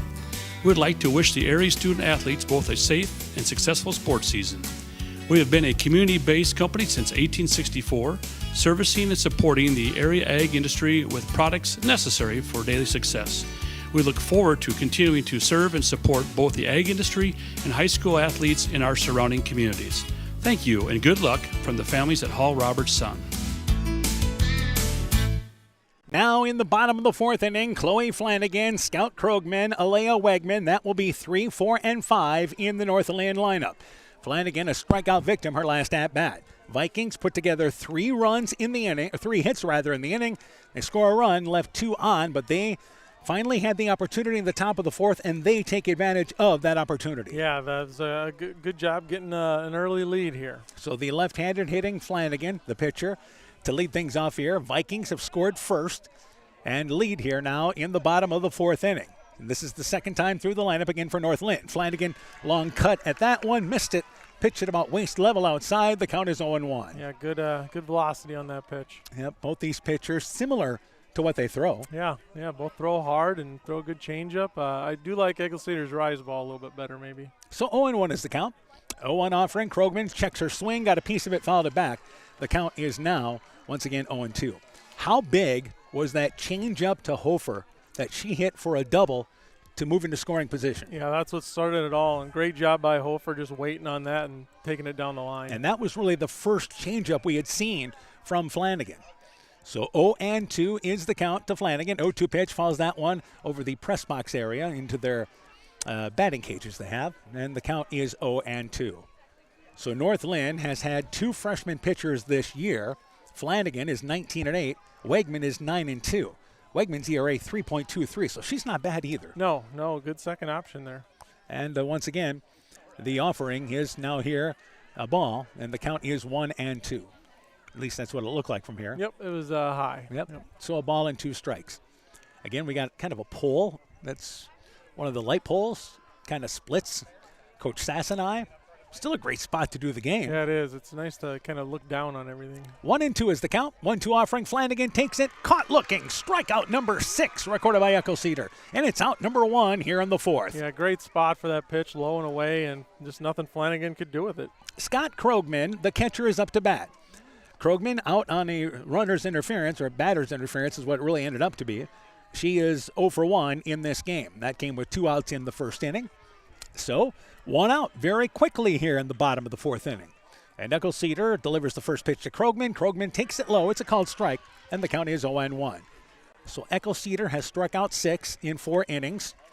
Flanagan, by the way, has struck out a total of 5 through 4 innings. For Echo Cedar, it's 3 1/3 innings because we only have 1 out here in the bottom of the 4th. So 0-1 is the count. 0-1 offering. It's high, and it's a ball and a strike. Yep, there's that good rise ball. Just Krogman did not chase that one. So 1-0 here in the bottom of the 4th, just past the halfway stages of this ball game. Though it always seems like this matchup could go extra, doesn't it? It absolutely could. Yep. Just a ball and a strike. Edco hoping that's not the case. 1-1 offering to Krogman, takes it low, bounced in front of the plate, and it's 2 balls and a strike. And again, they played an 8-inning game earlier this year. Yeah, so wouldn't be out of the ordinary. And in those doubleheaders, North Linn, they felt like they hit the ball well enough to win both those games. But they've only really had the big opportunity early in this game. 2-1 pitch, and that ball's lined into center field towards the right center field alley, but it's cut off there by Brown. That is a rocketing base hit for, once again, Krogman. It is the second hit of the night for North Linn. A 1-out base runner here in the 4th. Yep, good job by Krogman. Top Gun Customs knows that the insurance company wants you to Good do all job the by work Brown for to cut them. that off and hold it to a single. And sorry that we actually bumped a button there. But now we will have a runner brought in for Krogman. We'll try to find out who that is for you. We'll ask a North Linn fan up here if they know who's coming in to run. Duffy is the name. So thank you very much. Amelia Duffy? Yep. Amelia Duffy. I got a daughter named Amelia. So she's coming in as the courtesy runner. I guess that's one thing nice about the area we're sitting in tonight. It's true. We can get a little help from the hometown fans here. Tough numbers to see. Yeah. So, again, that brings up now Wegman. Wegman actually walked her last at-bat. So if you're talking about Duffy running, she is 30 of 36 stolen base-wise this year. So she has run a ton. Yep, good chance she's going then. And here is now the first pitch, and the pitch is inside, a called strike, and the count is 0-1. So Duffy is at first. There's 1 out here in the bottom of the 4th. Wegman, the number 5 hitter in the lineup, the designated player in the lineup for North Linn. And again, 0-1, Echo Cedar gets ahead. 0-1 count, and that ball's lined into right field. That's a base hit. It's bobbled there by Knipper. It gets a step away. That will allow Duffy to go into third. It's a base hit and an error. Runners on the corners for North Linn now, and there is just 1 out here in the 4th. Yeah, now North Lynn's got an inning going, just like Edco did in the top of the 4th. Brings up Lily McMahon, the number 6 hitter. McMahon hit by a pitch. So runners on the corners for North Linn. They have put runners on 3 of the 4 innings, and they've actually have had runners in scoring position each inning. But with third and first and 1 out, this is by far their best opportunity with a runner on third finally here and only 1 out. Yeah, and I think we probably will see a steal attempt from first base here. See how Edco will play that, the third and first situation. And McMahon, as we mentioned, hit by a pitch, looks to square to bunt, takes it high, and it's a wild pitch. Hesitating from third and now going back is Duffy, but often running on the pitch was Wegman. It's a wild pitch. Wegman gets second base anyway, so second and third with 1 out on a high ball to McMahon, who looked to bunt there. And, of course, let's see how North Linn plays. A safety squeeze, something like that early in this game? Could be, yeah. You're down a run now, so you need that run back. We could see a safety squeeze here, yep. And McMahon squared to bunt on that pitch, but it got away. 1-0 offering, pops it up over the Edco dugout, showing no sign there. And the bat ends up just missing Coach Spohr and ends up 60 feet down the left field line, where Coach Spohr has to go get it for North Linn. Yeah, So it slipped a little bit. It is hot and sweaty out there, so you can see how that could happen. Again, McMahon just a little over 300 batting-wise this year. the number 6 spot in the lineup. And as far as RBI-wise this year, McMahon has driven in a total of 29, so has been really good at the 5 spot. 1-1 is the count. So Echo Cedar, long look in is Hofer. She checks the sign on her left wrist. And the 1-1 pitch, and that ball pop up, shallow right field, slicing down the line, but foul. Foul, a good 10 feet down the right field line. A ball and 2 strikes is the count as Smeltzer gave chase for that, but just couldn't get to it. Yeah, if that's a little bit farther left, that's 2 runs for Northland. Yeah, Bloop's right in there. They certainly at least try to score 2 because Wegman has pretty good speed. Correction there, Duffy has pretty good speed at second base.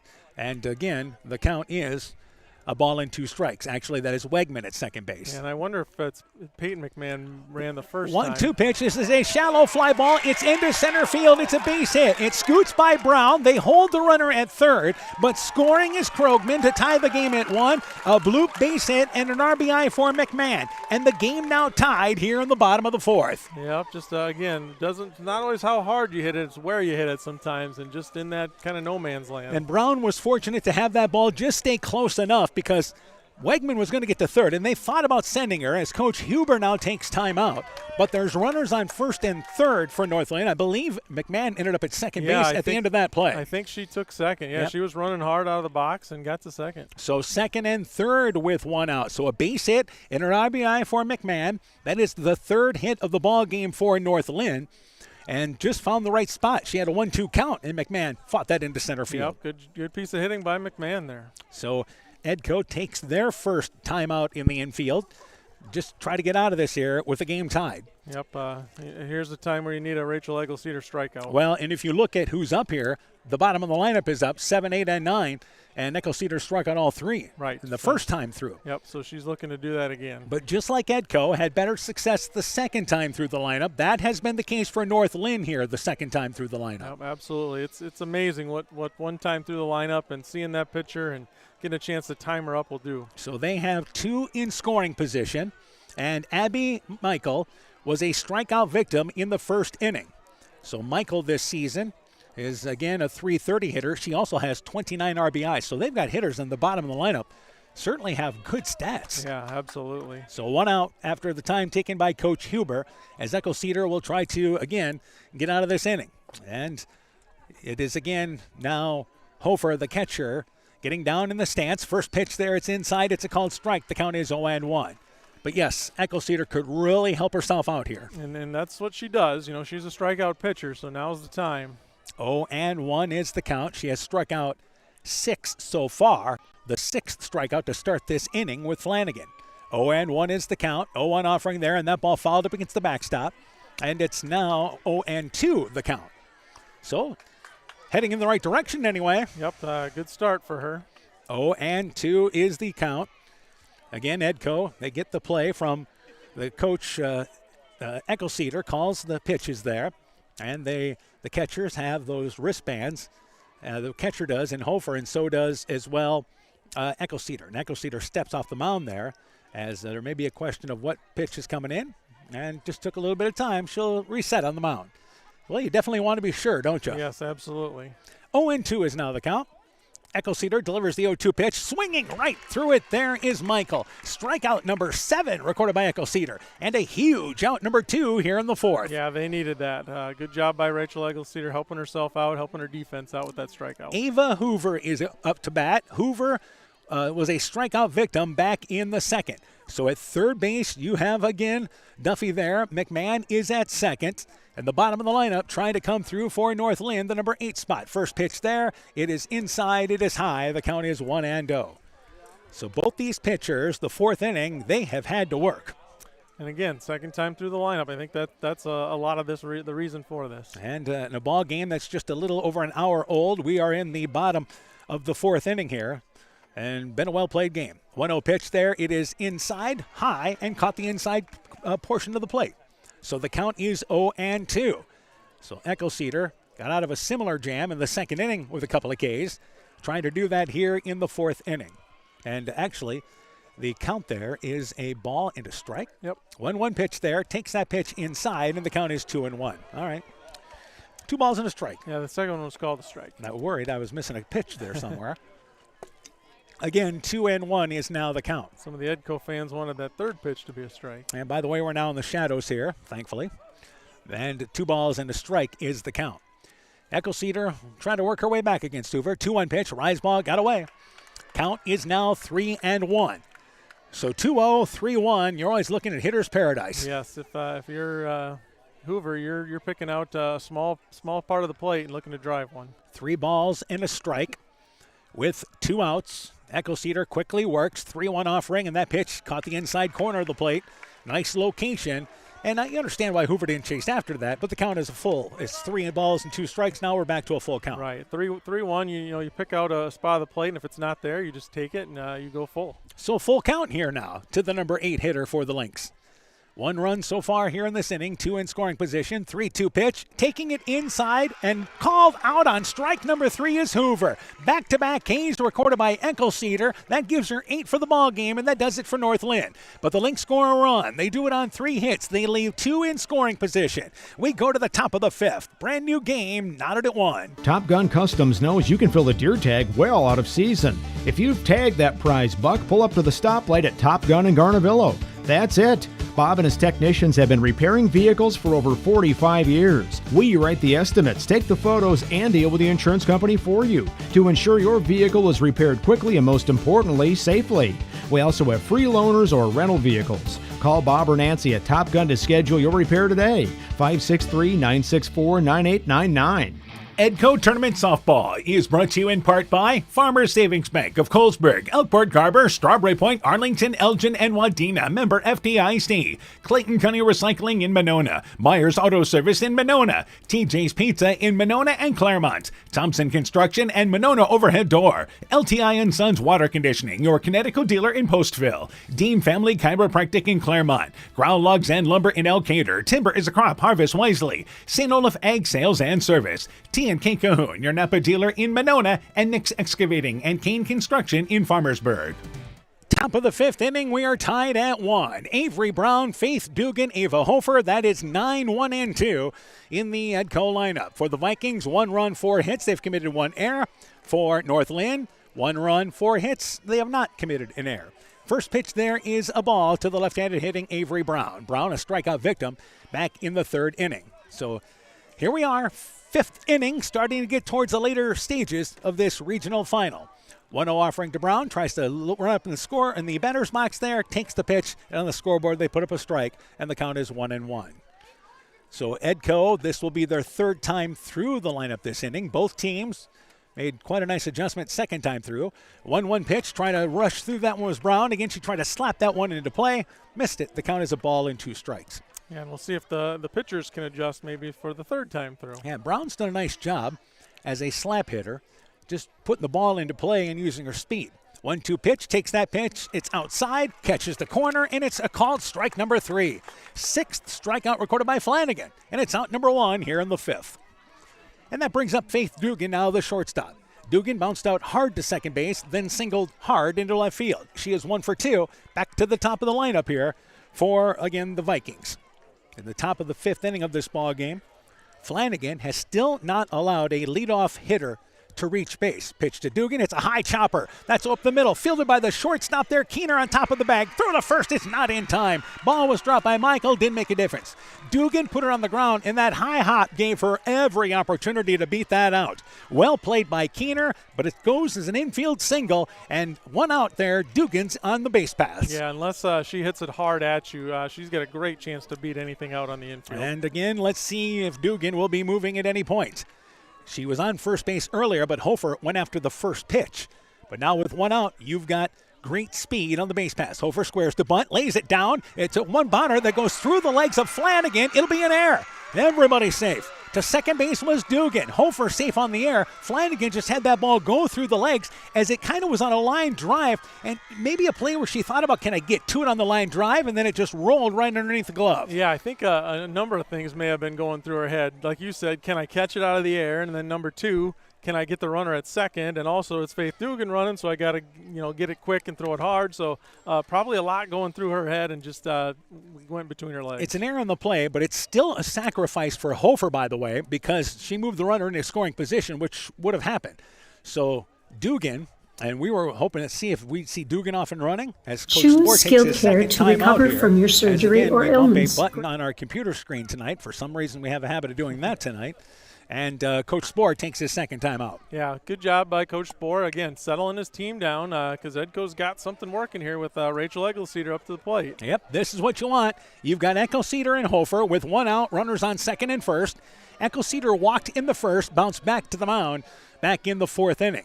And Hofer, of course, doubled to start the inning off last inning for Edco. So an opportunity here for the Vikings after time taken by North Linn on their second conversation they've had at the mound. Flanagan with one out and delivers the pitch to Eggleseder, takes it inside, and the count is 0-1 as it caught the inside corner. So gets ahead on Eggleseder. Eggleseder has been a little quiet at the plate. Now, she's still driven in runs during the postseason. Yeah, and walked, and she's done some good things, but just not the hits we're used to seeing. 0-1 pitch. It's inside. The count is 1-1. Matter of fact, against Midland, she didn't have an official at-bat and still drove in 2 runs. Right. But she's found a way. She's getting on base. Just hasn't been. Everybody's being careful with her. 1-1 pitch. That's inside and low, and it's 2 balls and a strike now. And I think she'd gladly take a walk here and load him for McKenna Hofer if that's what North Linn chooses to do. Get that runner over to third base. 2 balls and a strike is the count. And the 2-1 offering, and taking the pitch inside is Eggleseder. That's a called strike. Again, couldn't get extended at it. Took it inside. We're evened up at 2-2. Yeah, she's Flanagan's doing a nice job working that inside corner. We talked about that. Eggleseder helped herself out with a couple of Ks in the bottom of the fourth. Flanagan tried to do that here. 2-2 pitch. Eggleseder takes it inside. It's a called strike 3. Eggleseder caught looking. The 7th strikeout recorded by Flanagan, and a big out number 2 here in the 5th. Yeah, that's a huge out. That's getting one of Edco's top 2 hitters to get a strikeout there. Now, McKenna Hofer's no slouch, but to get an Eggleseder's big. Well, Eggleseder had struck out all of 4 times this season, so it is a rarity. McKenna Hofer, though, up to bat, doubled last inning. First pitch there, swings right through it. The count is 0-1. At second base is Dugan. Hofer is at first. You've got great speed on the base paths. Hofer, who reached on a double. Faith Kirby came into courtesy run and scored the lone run. Vikings now, 0-1 pitch to Hofer, fouls it back out of play, and the count is 0-2. So this has been a great chess match for both these pitchers because they've had traffic on for the most part. Yeah, absolutely. They've had to work. Both teams making the other one work. Low scoring, but both pitchers are still having to work a lot. 0-2 is the count to Hofer. And Flanagan delivers the 0-2 pitch. High fly ball. This is to left field. Going back is McMahon. McMahon, it's overhead. It hits the bottom of the fence. Edco will score 2. Scoring all the way from first base will be Hofer. Dugan the first run. Hofer the second one. And McKenna Hofer with another double. 2 RBIs. And the Vikings lead 3-1 now. Wow, and she's been the offensive star tonight, no question. She not too far from hitting herself in on that one. Good job getting the meat of the bat on that. So hit it to straightaway left field and hit the bottom of the fence. So Edco now leading 3-1. Lauren Kirby is up to bat. Again, we will see Faith Kirby coming into pinch run for Hofer. And the Vikings have scored 2 runs with 2 outs here in the top of the 5th. Yeah, after Rachel Eggleseder strikes out, so that's a huge hit by McKenna Hofer. Yeah, McKenna Hofer has 2 of the 5 hits once again for Edco. And the pitch there to Lauren Kirby, that pitch misses inside. The count is 1-0. Well, we mentioned what team is going to take advantage of that opportunity, right? Yep, and so far it's been Edco, but North Linn's got many chances. Yep, they'll have, again, the top of their lineup coming up in a bit. 1-0 pitch, checking her swing, but taking it for a strike is Kirby, but they say she she broke the wrist anyway. So it's 1-1 is now the count. So the Vikings answer the run that North Linn scored in the bottom of the 4th. 1-1 is the count. 1-1 offering there. It's inside and low, and it's 2 balls and a strike. And a good job by Krogman behind the plate on a pitch that was in the dirt. Yeah, and I like how she fires it back to the pitcher right away, too. Yeah, there's no doubt. Both these catchers, again, Hofer for Edco the same way. And here's a bouncing ball. This is to the second baseman. Fielding it is Hagenberry. The throw to first, it is in time. Kirby bounces out to second to end the inning. But for the Vikings, 2 runs. They do it on 2 hits, helped out by an error. They leave 1. We go to the bottom of the 5th. It is now 3-1, Edco in the lead. Are you wanting to eat better, feel better, get your weight or other numbers under control, and need someone to hold you accountable? This is Brandy Strube, registered dietitian with Veterans Memorial Hospital. I welcome consultations with patients of all ages and look forward to helping you meet your nutritional goals. Please call the hospital to set up an appointment or ask your doctor for a referral at your next visit. Exceptional caring people, Veterans Memorial. Inspiring changes to a happier, healthier you is what we do at Clayton Drug. We are committed to helping you achieve the highest quality of life possible. We are a full-service pharmacy offering services such as med packing to your home or mail delivery and online prescription refill. We also offer a cash pricing program on name brand and generic prescriptions. Call 563-245-2530 to find out more. Clayton Drug, connecting the communities of Elkader, Strawberry Point, and Sumner to serve us all in between. So we now go here to the bottom of the fifth inning. Lucy Hoggenberry, Adeline Keener, Iris Benish. That is, again, 9-1-2 in the North Linn lineup, now trailing by a score of 3-1 here. So this is for Edco, scoring 2 runs on McKenna Hofer's double, second double of the game to drive in 2 runs. Hoggenberry, a strikeout victim, first pitch there, swings right through it. If, again, as it was Edco coming through with that big 2-out hit. What a surprise, one of their seniors, huh? Yep, great job by McKenna Hofer. She does not want her season to end tonight. Yeah, you think of how many big games they've played in through the years. 0-1 is the count. 0-1 offering to Hoggenberry, swings right through it. The count is 0-2. So Edco also taking advantage of an error in that inning to score that second run, and that was on a ball that was hit back to the mound. So 0-2 is now the count. And Echo Cedar will try to make quick work here of Hoggenberry. And now the 0-2 offering. Hoggenberry swings right through it. That's strikeout number 9 now for Echo Cedar. And it's out number 1 here in the 5th. Yeah, and when she's really needed it, she's gotten it too. Had that little extra when she's needed it, hasn't she? Yep. So 1 out very quickly in the bottom of the 5th inning. I will say this is exactly how Edco's top of the 5th started, though. Number 9 hitter striking out. And now you go to the top of the lineup again, and that is Adeline Keener, who doubled in the first inning, popped out to first in the 3rd inning. So she is 1 for 2 in this ball game, and that double she hit was a shot to center field. Takes the first pitch for a strike. The count is 0-1. So North Linn certainly now the 3rd time through the lineup. We mentioned this the 2nd time through, and Edco was much better the 3rd time through the lineup. And North Linn hoping the same thing is true. 0-1 is now the count. 0-1 offering and checking her swing. Taking a pitch on the inside for a strike is Keener. The count is 0-2. Yeah, first time she's gotten this far ahead on Keener tonight. All right, the shadows now covering much of the field. The center fielder, Brown, has it to her right.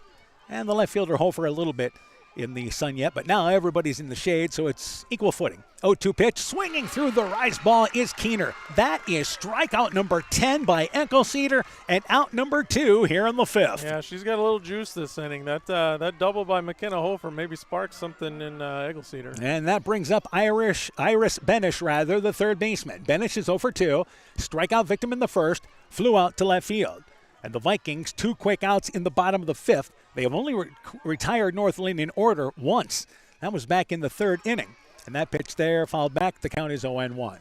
Yeah, and this would be a great time to do it. You get those 2 runs, and last time you got up a run, you gave it right back. So if you can hold this lead for more than a half an inning, that'd be great for Edco. Yeah, as both teams scored a run in the 4th inning, North Linn answered Edco, trying to do that here with 2 outs in the bottom of the 5th. And 0-1 is the count. 0-1 offering there, change up, a little something off, but misses low. The count is 1-1. One of the few times we've seen Echo Cedar slow things down a bit. Yeah, she doesn't take much off too often. She likes to throw that rise ball for a change of pace. So 1-1 is now the count. And again, Echo Cedar ready to roll with the count, a ball, and a strike. 1-1 pitch, it's a rise ball high, and the count is now 2-1. So the 2 spot for North Linn here in the bottom of the 5th inning. Edco pushing across 2 runs in the top of the 5th. 2-1 is now the count once again. Seems like we're taking a little time with our pitches that we're calling, aren't we? Yeah, make sure they get it right. So 2-1. 2-1 pitch there, taking it inside. It's a called strike is Benish, and the count is 2-2. And again, that inside strike for both pitchers has been there. Yeah, that umpire's been consistent. I don't think the batters like it from either team, but he's been consistent both ways. He's given both pitchers that inside strike. 2 balls, 2 strikes the count. And again, trying to strike out the side here is Eckelceder. 2-2 pitch, and swinging through it there is going to be Benish. The 11th strikeout recorded by Eckelceder. She strikes out the side here in the 5th. We've played 5 of the regional final. Edco 3, North Linn 1, as we go now here to the 6th. Hi, this is Cody from Torkelson Motors in Elgin and Walk-On. At Torkelson Motors, we believe that student involvement in activities is a great way to help grow our communities, and we are proud to help sponsor this game for your enjoyment. We've been serving Northeast Iowa since 1926 and appreciate the business that our customers have given us and the support they provide to our area schools and communities. So the next time you're in need of a new or used vehicle or a repair, stop into Torkelson Motors. We've been selling cars the old-fashioned way with a friendly smile and a handshake right here next door in Elgin and Walk On. Edco Softball is brought to you in part by Lone Pine Golf Course and Country Club, The Market, a division of Kendrick Inc., Wolfie's Retreat Dog Grooming, Boarding, and Daycare in Manchester, Leonard Miller Funeral Home and Crematory in Manchester, Edgewood, and Strawberry Point, Nutrient Ag Solutions, The Edgewood Reminder, Evans Chiropractic, Community Insurance with offices in Edgewood and Delhi, Citizen State Bank of Monticello, Hopkinton, Ryan, Manchester, Winthrop, Strawberry Point, Springville, and New Vienna, member FDIC and equal housing lender,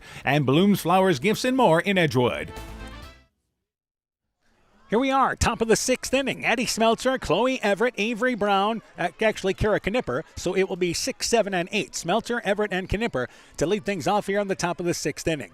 For Edco, they have 3 runs in this ball game. They've done it on 6 hits. For North Linn, 1 run, 4 hits. Both teams have committed 1 error. Addie Smeltzer, strikeout victim back in the second inning, and walked in the 4th. First pitch there hits a hard bouncing ball right to the third baseman Benish. Strong throw across the diamond to Hopper. Smeltzer hit it hard, but fielded well by Benish. 1 pitch, 1 out here in the 6th. Yeah, hit it hard, just unfortunately right at the third baseman. And that brings up now once again Chloe Everett. Everett is 1 for 2. Had a base hit as part of that 4th inning run that they scored. She continued the inning after a quality at bat, so she is 1 for 2, struck out in the 2nd inning. So 1 out here, top of the 6th inning. Offering there to Everett, takes a pitch there, and it misses high, and the count is 1-0. Later stages now of this ball game here in the 6th inning. Both these teams, again, quite familiar with each other. And Edco leading 3-1 here in the 6th. First, here's the pitch, bouncing ball. That is going to center field. Second base hit for Chloe Everett. Found the right spot there over the bag at second base. And a 1-out base runner here for the Vikings in the 6th. Yep, good job by Everett, taking it right back up the middle. That'll usually get you a base hit. And that will bring in Vasky once again as the pinch runner for the designated player. So Everett, 2 hits in the ball game. Kara Knipper is up to bat. There is 1 out in this game, and Knipper is 0 for 2, but has hit the ball twice, popped out to second base, and flew out to left field. So that is the 7th hit for Edco in this game. Yeah, they've done a nice job. After the first time through the lineup, they've really done a nice job hitting the ball. And again, your number 6 hitter has 2 hits in this ball game. Yep. Part of their lineup that has contributed throughout the postseason. So substitution made as Vasky in to run, and gives them a little more quickness on the base paths. Edco, it does not have a stolen base yet in this game, which seems like that's a rarity, huh? That is a rarity for them. So we have time taken by Flanagan, as I believe we've got everybody set, ready to go with 1 out. And Flanagan delivers. And taking the pitch is Knipper. Off and running is Vasky. The throw to second slides in. Head first. She's safe. That ball was on a rope from Krogman to Keener covering the bag. But Vasky, with that incredible speed, goes in head first and steals second base. Yeah, part of that Edco track championship team. And she showed that speed there. Because, yeah, like you said, that was a great throw by Krogman. So Kara Knipper took the pitch for a strike. The count is 0-1 as the Vikings look for insurance. 0-1 pitch knocked down by the catcher Krogman on a pitch that looked like it hit near the plate area. Kept it in front, though, and the count evened up at 1-1. Good job by her, because otherwise Vasky's on third. Yeah, she just swallowed that ball up behind the plate. So 1-1 is the count now here to Knipper. And Flanagan delivers now the 1-1 pitch. It's a rise ball high. The count goes to 2-1.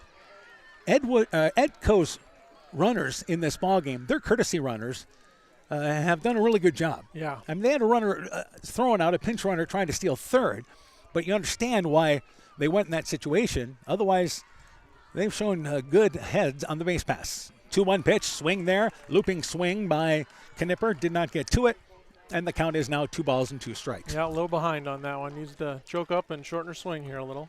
2-2 were evened up. with 1 out. And Flanagan, she has struck out 7. She's looking for number 8. 2-2 pitch, and that ball popped up right field side. It'll make it out of play past the Edco dugout, so well behind that.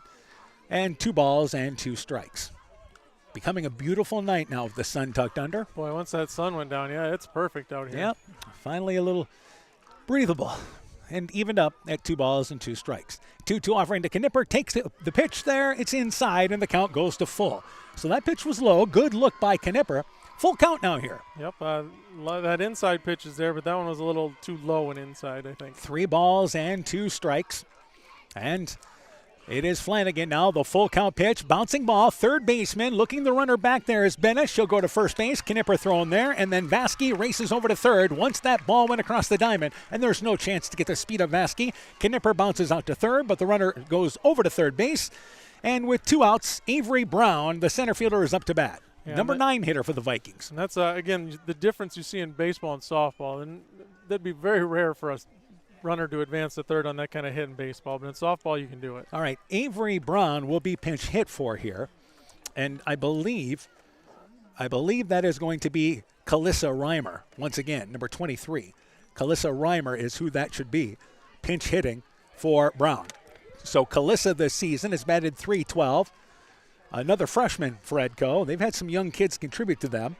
And with 2 outs, looking for a base hit. Yeah, this would be a big spot if she could get another RBI for the Vikings. And Flanagan works to the plate. There's the pitch. Fouls it back. The count is 0-1. She's got a nice swing up there. And again, attacking at least. Yeah. Not afraid. Not at all. And I would imagine Brown will re-enter in the bottom of the 6th inning, I would think. Yep. 0-1 is now the count. And Flanagan delivers now the 0-1 pitch to Reimer, fouls it back once again. And the count is 0-2 as Flanagan gets ahead. Yeah, she's not showing a lot of confidence up at that plate there. She's taking 2 good hacks here. And one of those kids, you always need to have them ready, right? Oh, yeah. Don't know when I'm going to call on you. A good pinch hitter can be gold. 0-2 is now the count. And Flanagan delivers the 0-2 pitch, and swinging through the rise ball, there is Brown. Strikeout number 8 recorded by Flanagan, and that does it for Edco in the top of the 6th. No runs a hit. They leave a runner at third. We go to the bottom of the 6th. 3-1 Vikings.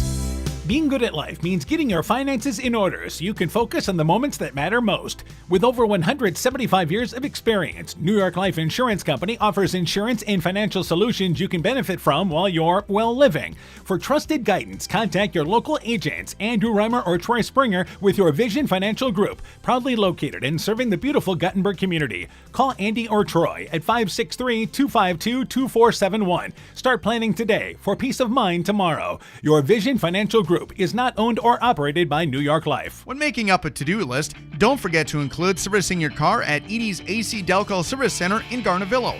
Your car should have the best care, and Edie's will make sure of it. Stop in or call 964-2186 to make an appointment. Tires worn out? Well, Edie's can replace them. Need a tow? Call Edie's at 964-2186. Kay, Linn, and Todd invite you to stop by and fill your car's tank with fuel at Edie's AC Delco Service Center in Garnavillo. Edie's open 7 a.m. Mondays through Saturdays. Bottom of the 6th inning, 3-1. Edco leads North Linn. It'll be Chloe Flanagan, Scout Krogman, Alea Wegman. And for North Linn, you're trailing 3-1, but you have your 3, 4, and 5 hitters up to bat here. And this, for the Lynx, is a great opportunity for them to try to rally. Yeah, and I was thinking how big this would be for Edco to get 3 straight here. And the pitch to Flanagan, it's high. The count is 1-0. And you could face the bottom of their order in the 7th. Yep. Flanagan is 0 for 2. A rare strikeout twice ball game for Flanagan. Yeah, but that doesn't happen often. Nope. She has struck out all of 11 times all year. 1-0 the count to the left-handed hitter, and she fouls that one back, and the count is a ball and a strike. So Edco left a runner at third in the top of the 6th inning, but took advantage of the top of the 5th inning there. McKenna Hofer with a huge 2-out double, and that is the difference in this ball game right now. So 1-1 is now the count. Echo Cedar working quickly on the mound. 1-1 offering there, and that pitch in the outside corner. Too far away, though. And the count goes to 2-1. Yep, that's the spot that everyone's been having trouble with, but I think that one's just a little too outside. So 2-1 is the count. Echo Cedar gets the ball back, as always, about 3 steps behind the mound, takes 3 steps back onto the mound. And here is now your 2-1 offering. And that pitch, rise ball, caught the top part of the strike zone. The count is 2 balls and 2 strikes. Right now, Echo Cedar is precision pitching. Yeah, she's 5 straight strikeouts ever since she got into that trouble in the 4th inning. Yep. So 2 balls and 2 strikes to Flanagan. 2-2 offering there, fouls it back, got a piece of it. Rise ball, got a piece of it up against the backstop. We'll do it again at 2-2. But you can't let your guard down against this North Linn lineup. No, you've got to stay focused 1 through 9 here, and especially against the meat of their order. And Krogman has one of their hits and scored one of their runs. 2-2 pitch, and that ball is popped up down the left field line. It is slicing towards the corner. It is well foul. Tracked down there by Hofer. And just a long foul ball, and the count is 2 balls and 2 strikes. Yeah, that's the best meat of the bat that Chloe Flanagan's gotten on it, though. So she might be getting close to squaring one up. 2 balls and 2 strikes. And Echo Cedar has 11 Ks in this ball game. 2 balls and 2 strikes, and here is the offering to Flanagan. Fouls it back again. She's hanging tough. 2 balls and 2 strikes now. Yep, fouled 3 off in a row here, so she's hanging in there. Yep, really stretching out this at-bat. And again, head coach gets the sign from Coach Echo Cedar, and McKenna Hofer will get the sign there along with Echo Cedar, and then they'll look. So Echo Cedar's always ready to go as Hofer gets into her stance. 2-2 pitch, and that ball's lined into left center field. It's a base hit. That's going to roll to the fence. Heading to second base is Flanagan. It is a stand-up double, and that's how the Lynx lead off the bottom of the 6th inning, trailing 3-1. Yeah, good piece of hitting by Chloe Flanagan. We kind of saw it coming. She's fouling off, and then she's able to square one up. Scout Krogman is up to bat. Krogman is 1 for 2, out on an interference play, singled, though Duffy came in to score a run. We'll let you know who that is coming in to pinch run for North Linn in just a second. So with nobody out, if you're North Linn, you've got to come away with a minimum of 1 run here. Absolutely. You got that leadoff double. You've got to get that run in at the minimum. Remember, back in the 1st inning, their first hitter doubled, but they never were able to advance her past 3rd. Yep, two straight strikeouts after that. So again, Krogman up to bat, and nobody out with a runner at second base. If you're the Vikings, sure outs is what you're looking for here. Yep. Not going to try to take any chances here, as you're going to take the sure out. And even if you end up allowing a run this inning, which you don't want to do, but you could at least have the lead. Pitch inside there for a strike. The count is 0-1. I believe pinch running there may be Quinn Nielsen. We'll try to double check that for you. 0-1 is now the count. And again, Echo Cedar waits. Seems like it's longer with our signs tonight, isn't it? A little bit. 0-1 offering, and that a good high cut there. But again, Krogman unable to get it, and the count is quickly 0-2. And there's that good rise ball from Echo Cedar that she gets a lot of hitters to chase. Yep, and again, as the game has went on, she has been better locating that pitch. So 0-2 is the count, and nobody out. And Krogman has put the ball in play twice. Let's see what she does here with the count at 0-2. 0-2 pitch, takes it inside, and it's a ball and 2 strikes. Yeah, pushed it inside, a little too far. Yeah, it's a good spot, though, because you've been getting that inside call. So nibble a little bit more and see if the ump will give it to you. 1-2 is the count. Yeah, again, getting ahead. You can just go ahead there and work your way around if you want. 1 ball, 2 strikes. Got a couple of pitches there to try to get her to chase. Yep. 1-2. And Echo Cedar set to deliver now the 1-2 offering, and that ball's lined into center field. That's a base hit, and it goes by the center fielder Brown. That will plate a run as Flanagan scores. Actually, the courtesy runner scores from second. It is a base hit for Krogman. She advances to second on the air, and it's now 3-2. North Linn back within a run. Yeah, and good job by Krogman just taking that thing right up the middle. It was Schulte that scored that run. Thank you very much. This is the same part of the lineup that hurt Edco in the 4th inning. Yep, and again, that was Jillian Schulte. So Schulte scored the run for, once again, North Linn. Our thanks to the North Linn fans helping us out here. But now you've got Alea Wegman up to bat with a runner at second base there as Krogman, I believe, replaced by Duffy once again. So, yes, it is Duffy. So, again, for North Linn, here you are. You got at least 1. Yep. Now you've got a chance to tie. Yeah, golden opportunity to tie this game up. And the pitch is low. Getting a good jump off the bag will be the runner Duffy. Duffy scored a run when she came in to bat for Krogman. Krogman now, by the way, 2 of 3. So there is still nobody out for North Linn here in the bottom of the 6th inning. 1-0 is the count. As Echo Cedar seemed like cruising, but now through the third time through the lineup, some success. They look to bunt. It's laid down, fielded by the first baseman Kirby. She goes to first base there. Covering the bag is Smeltzer, and out there is going to be Wegman. But Wegman does her job, lays down a bunt, moves the tying run over to third base, and there is just one out. Yep, good job by Wegman. Did exactly what she was asked to do. Lily McMahon is up to bat. McMahon has reached base twice, hit by a pitch, and also drove in a run. Coach Huber out of the dugout there. Well, the runner's still at first base. Did they call her safe? So maybe that's the case there.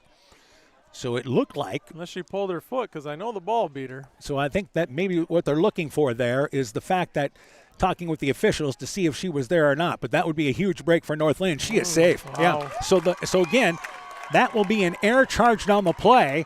And runners on third and first with nobody out for North Linn now. So what a difference that play makes. Yeah, that's huge. That's too bad for Edco. You got to make sure your foot's on the base there. And again, McMahon is up to bat. So runners on third and first, and there is still nobody out for North Linn, as they have rallied here in the bottom of the sixth inning. Tying runs at third. Go-ahead run is at first. They look to square to bunt. They take it. The runner goes from first. That is, again, the runner there in Wegman, and he goes into second base without a throw down there. So there's runners on second and third. Taking that pitch for a strike was McMahon. She was just bluffing to bunt to protect the runner, Wegman. But now two in scoring position, and again, 0-1 is the count. Yeah, now that go-ahead run is at second. Yep, so two in scoring position. 0-1 pitch there, swinging through it is McMahon. The count is 0-2. So McMahon has reached base twice. You get to 7, 8, and 9. They are 0 for 6 and have struck out 6 times in this game. Yeah, so this would be a huge strikeout. And every time Rachel Egglesceder's needed one, she's gotten it. She has responded, hasn't she? 0-2 is now the count. 0-2 offering. McMahon checks her swing. They may go down to first base there. And our umpire, they do not, but she did not go. And it's a ball and 2 strikes. I think that's the right call. It was close, but I think she did hold up there. So 1-2 is the count.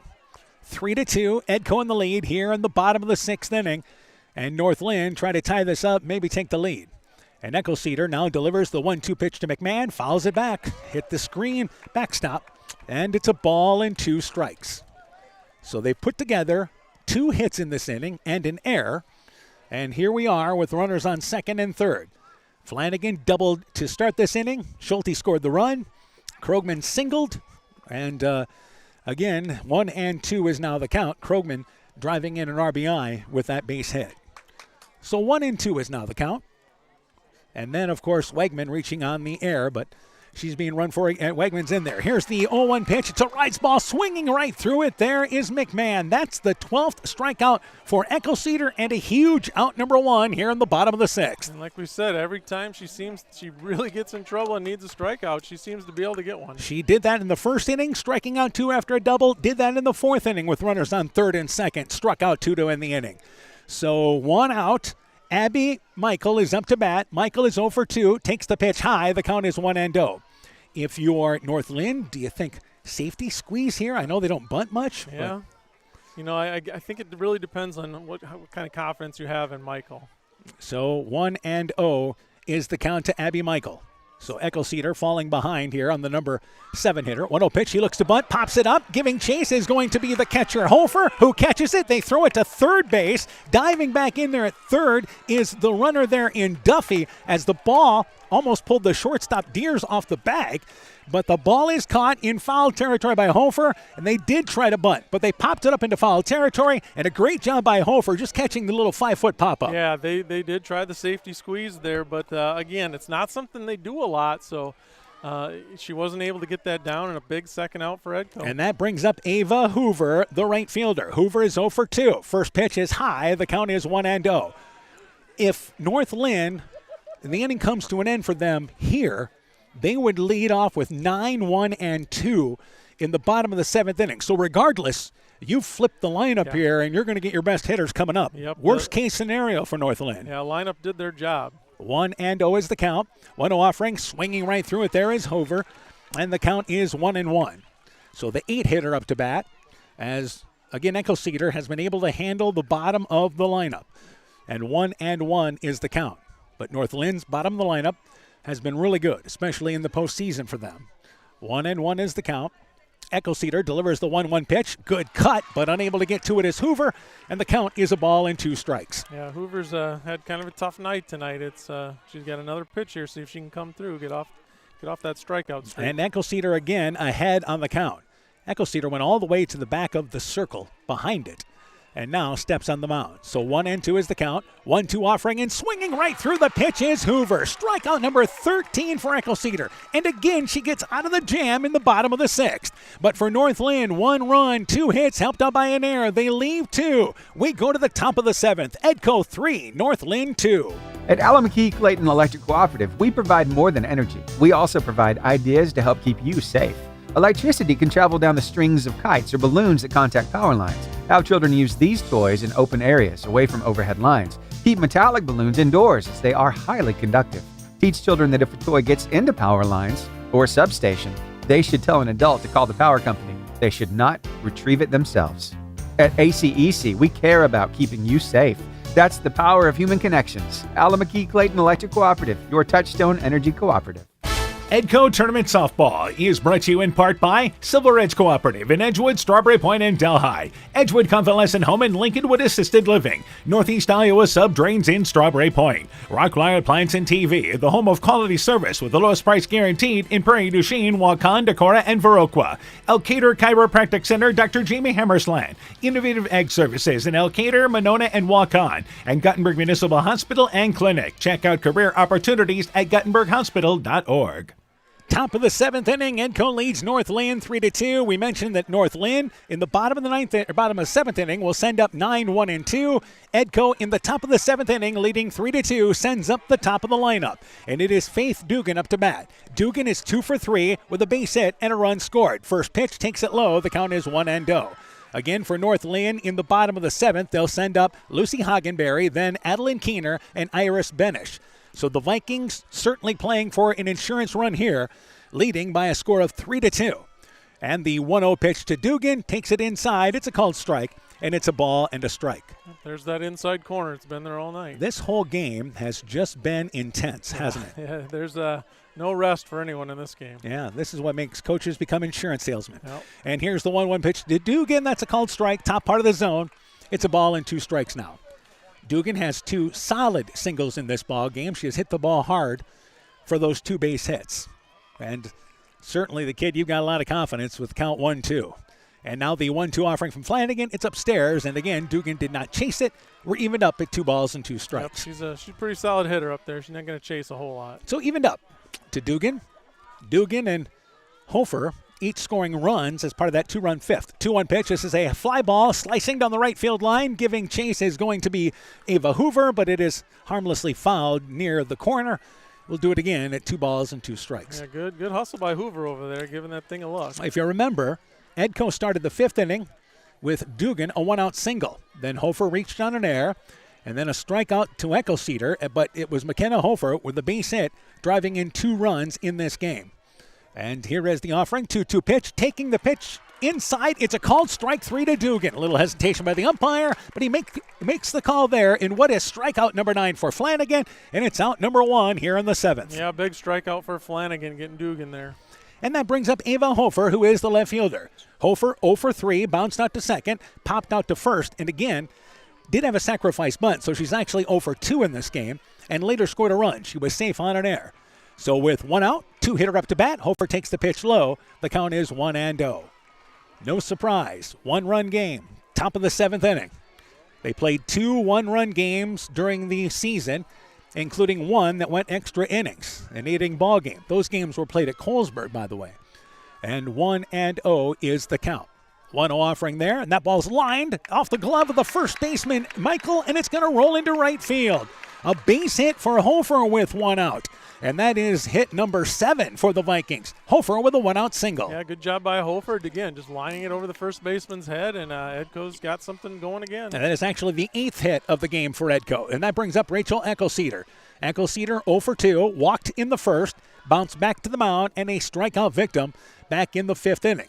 Hofer, let's see what they do with Hofer on the base paths. As Eckelceder awaits the first pitch, comes up swinging, misses it, and the count is 0-1. a little more aggressive, I think, this time around. That swing sure was. She was trying to give herself a couple more insurance runs with that swing. And the count is 0-1. Doesn't want to get behind on the count. 0-1 offering. Echo Cedar lifts a high fly ball. This is to second base, and now the right fielder comes in. Diving for the play as Hoover can't get to it. They throw to second, but over there to second base is Ava Hofer. It's a bloop base hit for Echo Cedar. Back-to-back singles for Edco. Runners on second and first with one out now here in the top of the seventh. Yeah, Northland doesn't play real deep in their outfield, but with Rachel Eggleseder, you got to play a little deeper, and not able to come up and make that play. And again, Deers will come in to pinch run for Echo Cedar. And that brings up McKenna Hofer, who has had the big bat for Edco in this ball game. Doubled with one out in the fourth inning to start a rally. And again, Faith Kirby later came into courtesy run for her and scored. Then had a base hit and 2 RBIs. The first double she had, that was on a changeup pitch. The second hit, which was also, by the way, a double. She actually has 2 doubles in this ball game. The second one came on just a normal pitch, and she lifts a high fly ball. This is playable, though. Straightaway center field. Peyton McMahon catches it. She'll run it back into the infield, and that is a big out number 2. With runners on second and first, Lauren Kirby is up to bat. Kirby has had the other big hit in this ball game. She singled in the fourth inning, which drove in the first Edco run, gave them the early 1-0 lead. So 2 outs now here in the top of the seventh inning. And Lauren Kirby steps up to bat. Hofer at second. Deers is at first base. Here is the offering from Flanagan, and that pitch is high. The count is 1-0. 3-2, top of the seventh inning. Edco has never trailed in this ball game. Led 1-0, tied at 1, then led 3-1. It is 3-2 right now. And Lauren Kirby looks at a 1-0 pitch from Flanagan and fouls it back, and it's a ball and 2 strikes. You have good speed on the base pass here. I would think anything to the outfield, Edco's going to take a chance. I think so, unless it's like a hard line shot right at someone. But, yeah, they're going to try and score one here. 1-1 is now the count. Flanagan delivers the 1-1 pitch. It is low, and that ball by Krogman, great job staying down on that. A pitch in the dirt. Both these catchers have had outstanding gloves behind the plate. Yeah, both have done a tremendous job. 2 balls and a strike is the count. Any ball that went by them was because of a wild pitch. Yep. 2-1 is now the count. And Flanagan delivers the 2-1 offering, and that pitch is low. The count is 3-1. So let's see. Lauren Kirby looking at a good count at 3 balls and a strike. Again, here's where you pick out a narrow spot of the plate, and if it's there, you try and drive it. Absolutely. She's a senior. So, again, a lot of experience there. 3 balls and a strike. And here is now the 3-1 offering. Takes a good cut, fouled it back, and the count goes to full at 3 balls and 2 strikes. Well, now you're going to see the runners going on this pitch. They will get that extra jump with runners on second and first. Coach Huber reminds them of that. Let's be moving here on the pitch. And Kirby looking at a 3-2 pitch with 2 outs. Flanagan, just like Edco does, gets the play from the pitch from the bench. 3-2 pitch. Swinging through that outside pitch is Kirby. Strikeout number 10 for Flanagan. She gets back-to-back outs to get out of the jam in the top of the 7th inning. For the Vikings, no run, 2 hits. They leave 2. We go to the bottom of the 7th. Edco, 3 outs away from Fort Dodge. North Linn tries to rally after this. Alpine Communications believes connected communities become thriving communities. We are the local telephone company that became a 21st century communications provider. Alpine provides internet, television, cellular security, and telephone too. We promise personal, timely, reliable service from people who live here. When you choose us, we all thrive. Connect with Alpine Communications today. Click alpinecom.net or call 563-245-4000. Strawberry Building Supply offers all your building materials for residential and commercial projects. Whether you're building from the ground up, remodeling your home, or a weekend project, we have the materials you'll need. We are an authorized Milwaukee dealer for all your Milwaukee tools. Strawberry Building Supply also has everything you'll need for your pets and livestock. Stop into Strawberry Building Supply today at 413 West Mission Street, Strawberry Point, or call 563-933-4579. Edco leads 3-2. Bottom of the 7th inning. Lucy Hagenberry, then the top of the lineup. Adeline Keener, Iris Benish to lead things off 9-1-2 here in the bottom of the 7th inning. Hagenberry is 0 for 2 in this ballgame, a strikeout victim twice. So Edco here leading 3-2, looking for 3 outs, but they'll have to deal with the top of the lineup for the Lynx. And again, it is Hagenberry to lead things off. Echo Cedar, a little time taken as she steps on the mound. And again, it will be McKenna Hofer getting the signal from the bench. And here is your first offering now to Hagenberry. Takes the pitch. It bounces in front of the plate. And the count is 1-0. Eckelceder has walked 1 in this ball game and has struck out 13 through 6 innings. She's been nails when they've needed her. Yep, and every one of those strikeouts seem to be huge in this ball game. So 1-0 is the count. And the 1-0 offering to Hagenberry takes it low and inside, and the count is 2-0. So falls behind on the number 9 hitter. Yeah, now what you want to do here. And she'll try to regroup. So 2-0 is the count. Hagenberry trailing by a run, even though the count's 2-0, likely taking a strike. 2-0 pitch, and she does. It's a strike on the inside. The count is 2-1. I mean, you've got to try something. Absolutely, and she hasn't had much success hitting the ball tonight, so anyway on here. So again, 2-1 is now the count. And bottom of the 7th inning, Sun is tucked under. We're finishing this one under the lights. 2 balls and a strike. And Eckelceder's 2-1 pitch, and that pitch inside corner, right at the knees, called strike. 2 balls and 2 strikes. That's been there all night. Eckelceder has given up 6 hits in this ball game, but has struck out 13, averaging more than 2 Ks an inning in this game. So she's taking care of a lot of the outs for them. Evened up now. 2 balls, 2 strikes to Hagenberry. Got a piece of it. Followed it up against the backstop. We'll do it again. Evened up at 2-2. But if you're North Linn, this is where you want to be in your lineup, isn't it? Yeah, absolutely. You turned it over. You're going to get your top of your order up, and they're going to try and tie this thing or win it. And it's also their 4th time through the lineup, so they've had plenty of looks.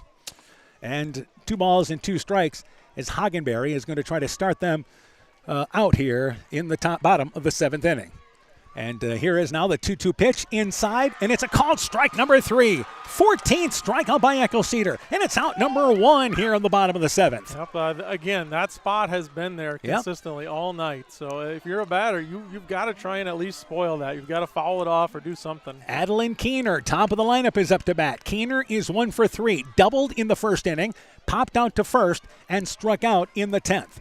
So it's 3-2 right now. If you look at this point of the ball game, Edco seniors have carried the way. Absolutely. Kirby with an RBI, Hofer with 2 doubles and 2 RBIs, Eckelceder right now with 14 Ks. And that's what you'd expect. And again, Edco has the more experienced players at some key positions on a young North Linn team. First pitch there is a called strike to Keener, and the county is 0-1.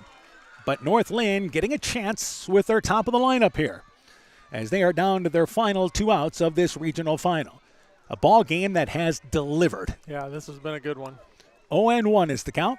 And the 0-1 offering there and popped up. Going back, the shortstop, that is Dugan, goes to the infield, able to camp underneath it, makes the play. Keener pops out to short, and that's the 2nd out here in the bottom of the 7th. Yep. And if Rachel Eckelceder's not getting a strikeout, that's probably the girl you want North Linn to hit it at if you're Edco. So the Lynx down to their final out. Iris Benish is the 3rd baseman. She is 0 for 3 in this ball game, struck out twice, then did hit a deep fly ball to left field.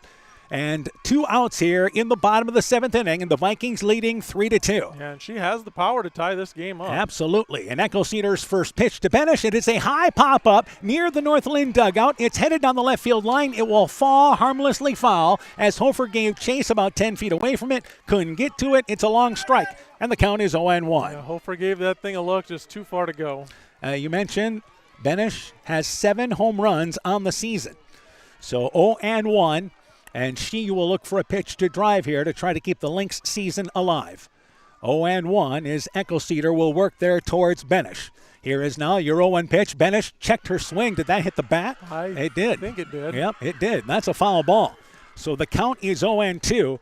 And the Lynx are down to their final strike right now. Yep, and they called that a ball. It did not. Nope. They're going to talk here. I think Edco felt the ball was fouled back. I think it had to be the way it moved across the plate there. And it hit something. And our officials will have a conversation. Yeah. Coach Huber out of the dugout once again tonight. She's become close friends with the umpires in this ball game tonight. That is the 3rd time she has a question. Benish checked the swing. Boy, the way that moved, that had to hit her bat. Yeah, just the way it ricocheted. And Hofer right away asked that question. So it becomes a long conversation, and it is a strike. Yep, great job by our officiating crew talking things over. Yep. So the count is 0-2. So they asked for help, and you can do that. And now the Lynx are down to their final strike. And what do you think? We see a rise ball here? I think I got a couple of pitches to work with. The count is 0-2. You're certainly not going to give her anything here to hit. Either that high rise or that low inside one. 0-2 is the count. Eckelcedar rocks the 0-2 pitch. It's in the dirt. She was looking low, but it, again, about 30 feet away from the plate, hit the dirt and rolled past, and there was no chance to go after that one. Missed her release point on that one. Well, and Eckelcedar taking a little extra steps behind the mound, I think just trying to collect herself a little bit. Adrenaline's probably high right now. Absolutely. A ball and 2 strikes is the count. Eckelcedar now, your 1-2 pitch to Benish. Bouncing ball right back to Eckelcedar. Why not? Throws wide of the bag at first, but Kirby able to catch it. Step on the bag. And Edco, for the second time in 3 years, heading to the state softball tournament. Timely hitting from their seniors, McKenna Hofer and Lauren Kirby. And then Rachel Eckelcedar on the mound. Strikes out 14. Edco, ranked number 15 in Class 1A, back to the final 8 in Class 1A. Wow, just a tremendous job by the Edco Vikings. And like you mentioned, their seniors just really carried them tonight. Rachel Eckelcedar in the circle, just brilliant. McKenna Hofer with those 2 huge doubles. Lauren Kirby, just everyone up and down the lineup, but especially their seniors. And again, Edco now advances and will play next week at the Girls State Softball Tournament in Fort Dodge. For North Linn, you're going nowhere. You're 30-11, and this is a team that has a great future. Yeah, they've got a lot of young talent. They're going to be back again. It's too bad, they didn't make it this year. It's too bad both these teams couldn't make it, really. 2 talented teams. Yeah, it should have been set up in separate regions, no doubt about that. And North Linn will return quite a bit, and they are going to be the team to beat the next couple of years, Absolutely. not only in the Tri-Rivers Conference, but likely in Class 1A. Yeah, in the state. They're going to be ranked super high to begin next season. Absolutely. So this is a team that will probably take a great learning experience here, and they will turn it into a positive. Yeah, but congratulations to the Edco Vikings. They improved to 27-10. North Linn closes the season 30-11. We'll take a break. When we return, game stats, coaching interviews, plus we'll have player interviews. You're listening to Edco State Tournament Softball from KCTN Sports. Hey, Justin Birdnow here from Birdnow Chevrolet in Monona. I want to take a moment to wish all the local athletes good luck during their game. You have worked incredibly hard, and it shows during each game. Myself and the entire Birdnow Chevrolet Monona team is wishing you all that you do your best and good luck. Central State Bank provides a complete line of lending services to help you get the best out of life. From home mortgages and equity loans to vehicle and personal loans. We have expert lending professionals who will work with you to provide options to address your needs. At Central State Bank, you won't deal with a branch or department. You'll deal with a banker who is dedicated to you. Central State Bank, member FDIC. Elkader Tax and Bookkeeping are proud supporters of all of our local high school sports teams. We want to wish everyone the best of luck on their season. We are here for all your tax, payroll, and bookkeeping needs. Give us a call at 563-245-2154. Again, that number is 563-245-2154. Thank you from Kurt and Ann at Elkader Tax and Bookkeeping, located in downtown Elkader. Edgewood Auto and Towing is an automotive repair shop, tire dealer, and 24/7 towing service. We offer full service work on all autos and semis. Our highly skilled mechanics provide quality workmanship and will get you back on the road in a timely manner. Check out our current tire rebates by calling 563-928-7333 or stopping into Edgewood Auto and Towing for complete terms and conditions. Epic Wear. Get personalized clothing for your school, your team, family, friends, business, or any event. Epic Wear has a huge range of customizable apparel, trophies, and awards. They offer free design help or design your own apparel at getepicwear.com, and you can even set up a free website for your fundraiser. Epic Wear, walk on. Call 563-568-2301 to place your order today. NEAT is connecting more and more homes and businesses to reliable, fast broadband internet in Northeast Iowa. NEAT's fiber optic network has expanded and is now offering speeds up to 1 gig in and around Monona, Luena, St. Olaf, Farmersburg, Postville, and surrounding rural areas. NEAT Fiber provides high-quality internet, television, and telephone services at the speed of light. For more information on how to upgrade your speed and services, visit NEITEL.com or call today, 877-638-2122. NEAT, connecting you now. Epic Wear. Get personalized clothing for your school, your team, family, friends, business, or any event. Epic Wear has a huge range of customizable apparel, trophies, and awards. They offer free design help or design your own apparel at getepicwear.com, and you can even set up a free website for your fundraiser. Epic Wear, walk on. Call 563-568-2301 to place your order today. Edco Tournament Softball is brought to you in part by J&J Land Solutions in Edgewood, Norby's Farm Fleet in Northeast Iowa, Rivals Inc. Custom Gear, Screen Printing, Embroidery, and online shopping at rivalsinc.com. Bruins and James Insurance, your Grinnell Mutual agent in Monona. Furniture Showcase and Allwine, lighting showroom, flooring, furniture, and window treatments. Bacon Concrete in Postville. Carr Auto Group, online at karautogroup.com. Fisk Farm and Home in Monona, Cresco, and Decorah. The Lowena Savings Bank, member FDIC, Culligan Water Conditioning in Elkader, and Meyer Collision and Service Center in Guttenberg and Elkader.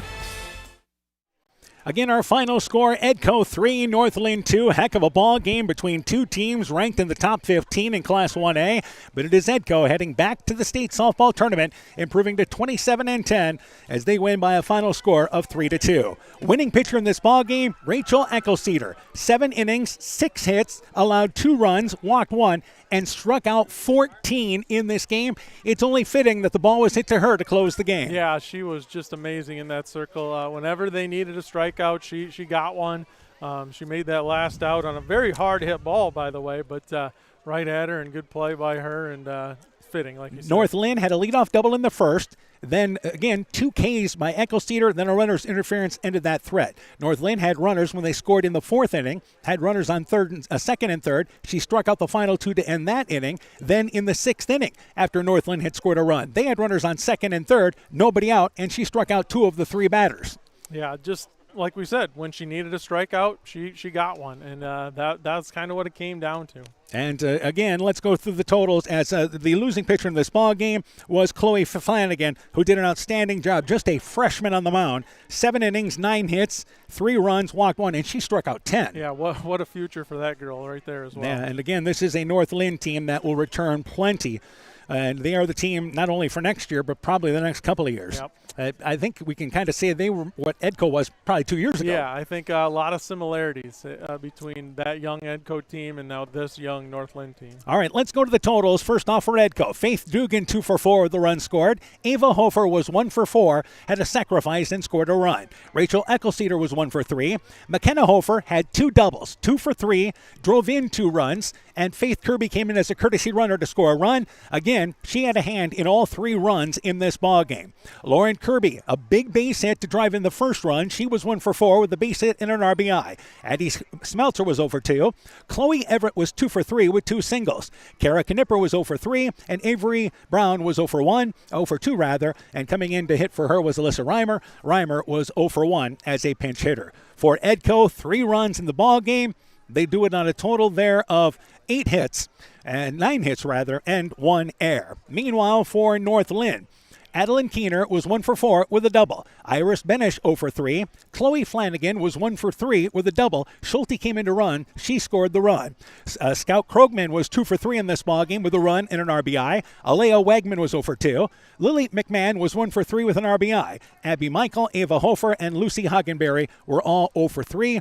Again, for North Linn, they scored 2 runs in this ball game. They do it on 6 hits, and they committed 1 error in this game. So Edco victorious by a final score of 3-2 in a heck of a ball game tonight. We'll take a break. Player interviews, coaching interviews when our post-game show gets underway. You're listening to Edco State Tournament Softball now from KCTN Sports. Epic Wear. Get personalized clothing for your school, your team, family, friends, business, or any event. Epic Wear has a huge range of customizable apparel, trophies, and awards. They offer free design help or design your own apparel at getepicwear.com, and you can even set up a free website for your fundraiser. Epic Wear, walk on.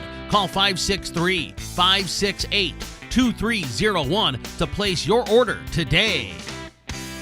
Are high bank fees draining your wallet? It's time for a change. At People's State Bank, they believe in low fees that put you first. Tired of being charged for using your debit card, sneaky paper statement fees, or monthly maintenance fees? With People's State Bank's People's Checking Account, those fees are a thing of the past. Worried about ATM fees? At People's State Bank, they reimburse you for up to 3 ATM fees per month. They work hard to keep your money where it belongs, in your pocket. Make the switch to People's State Bank today. Visit a branch near you or peoplesfinancial.com. Member FDIC.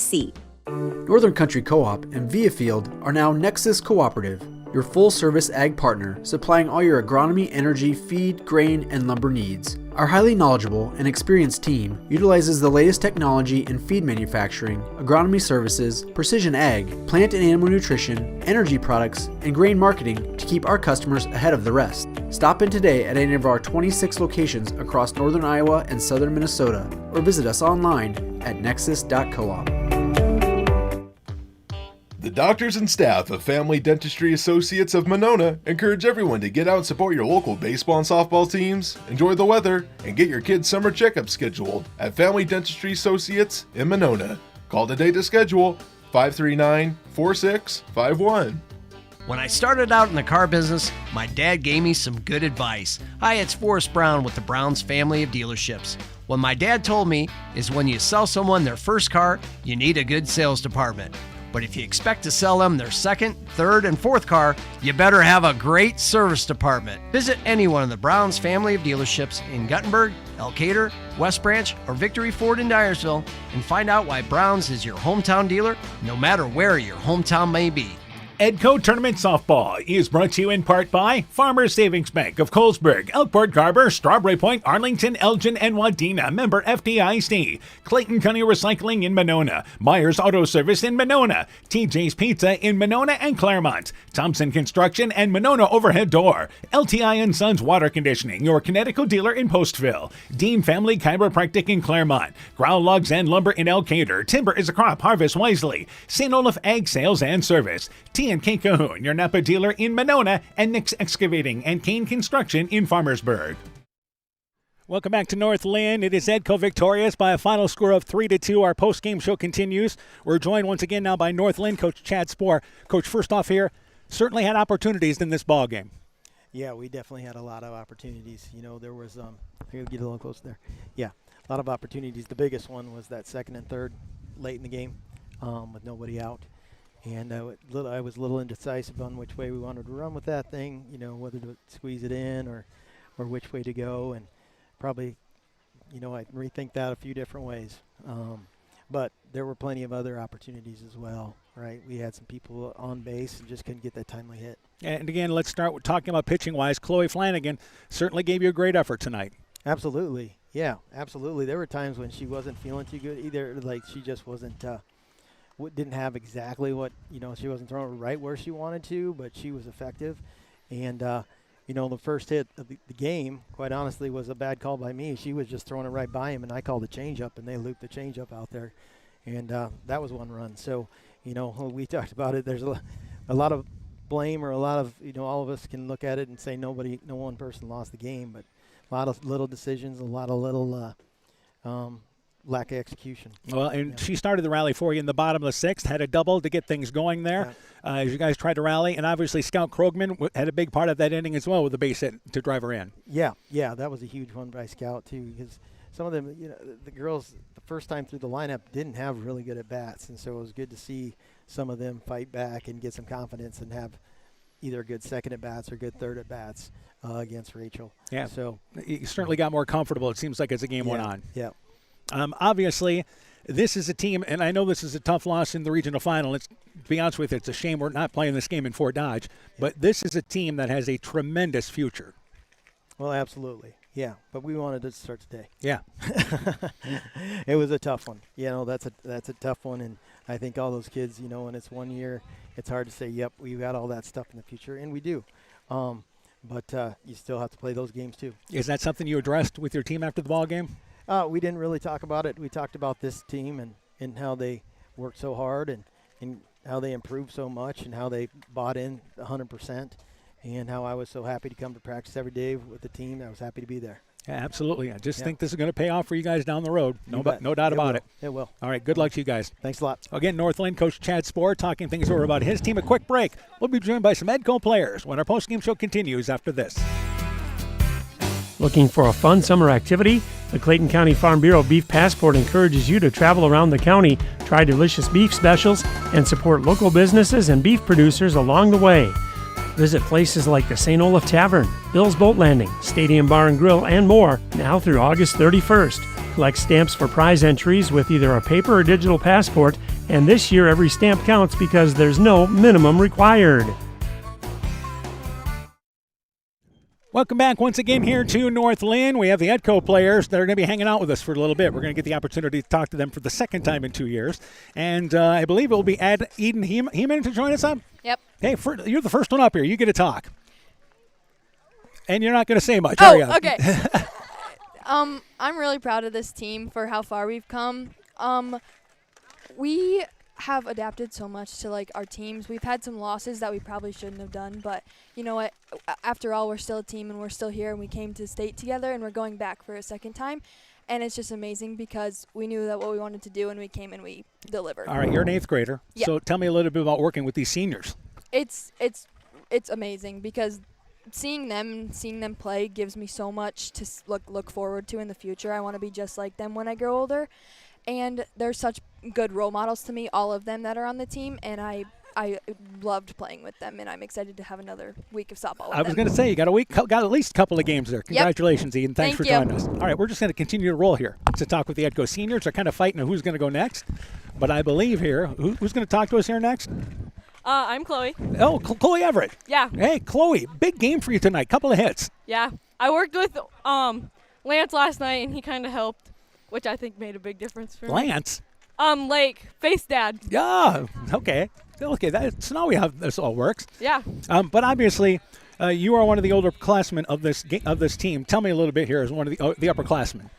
It was a lot of fun. I mean, we did it 2 years ago with like Marin and Audrey, Emma, Campbell, and Claire, and then anybody else. I can't remember right now. I'm just so excited.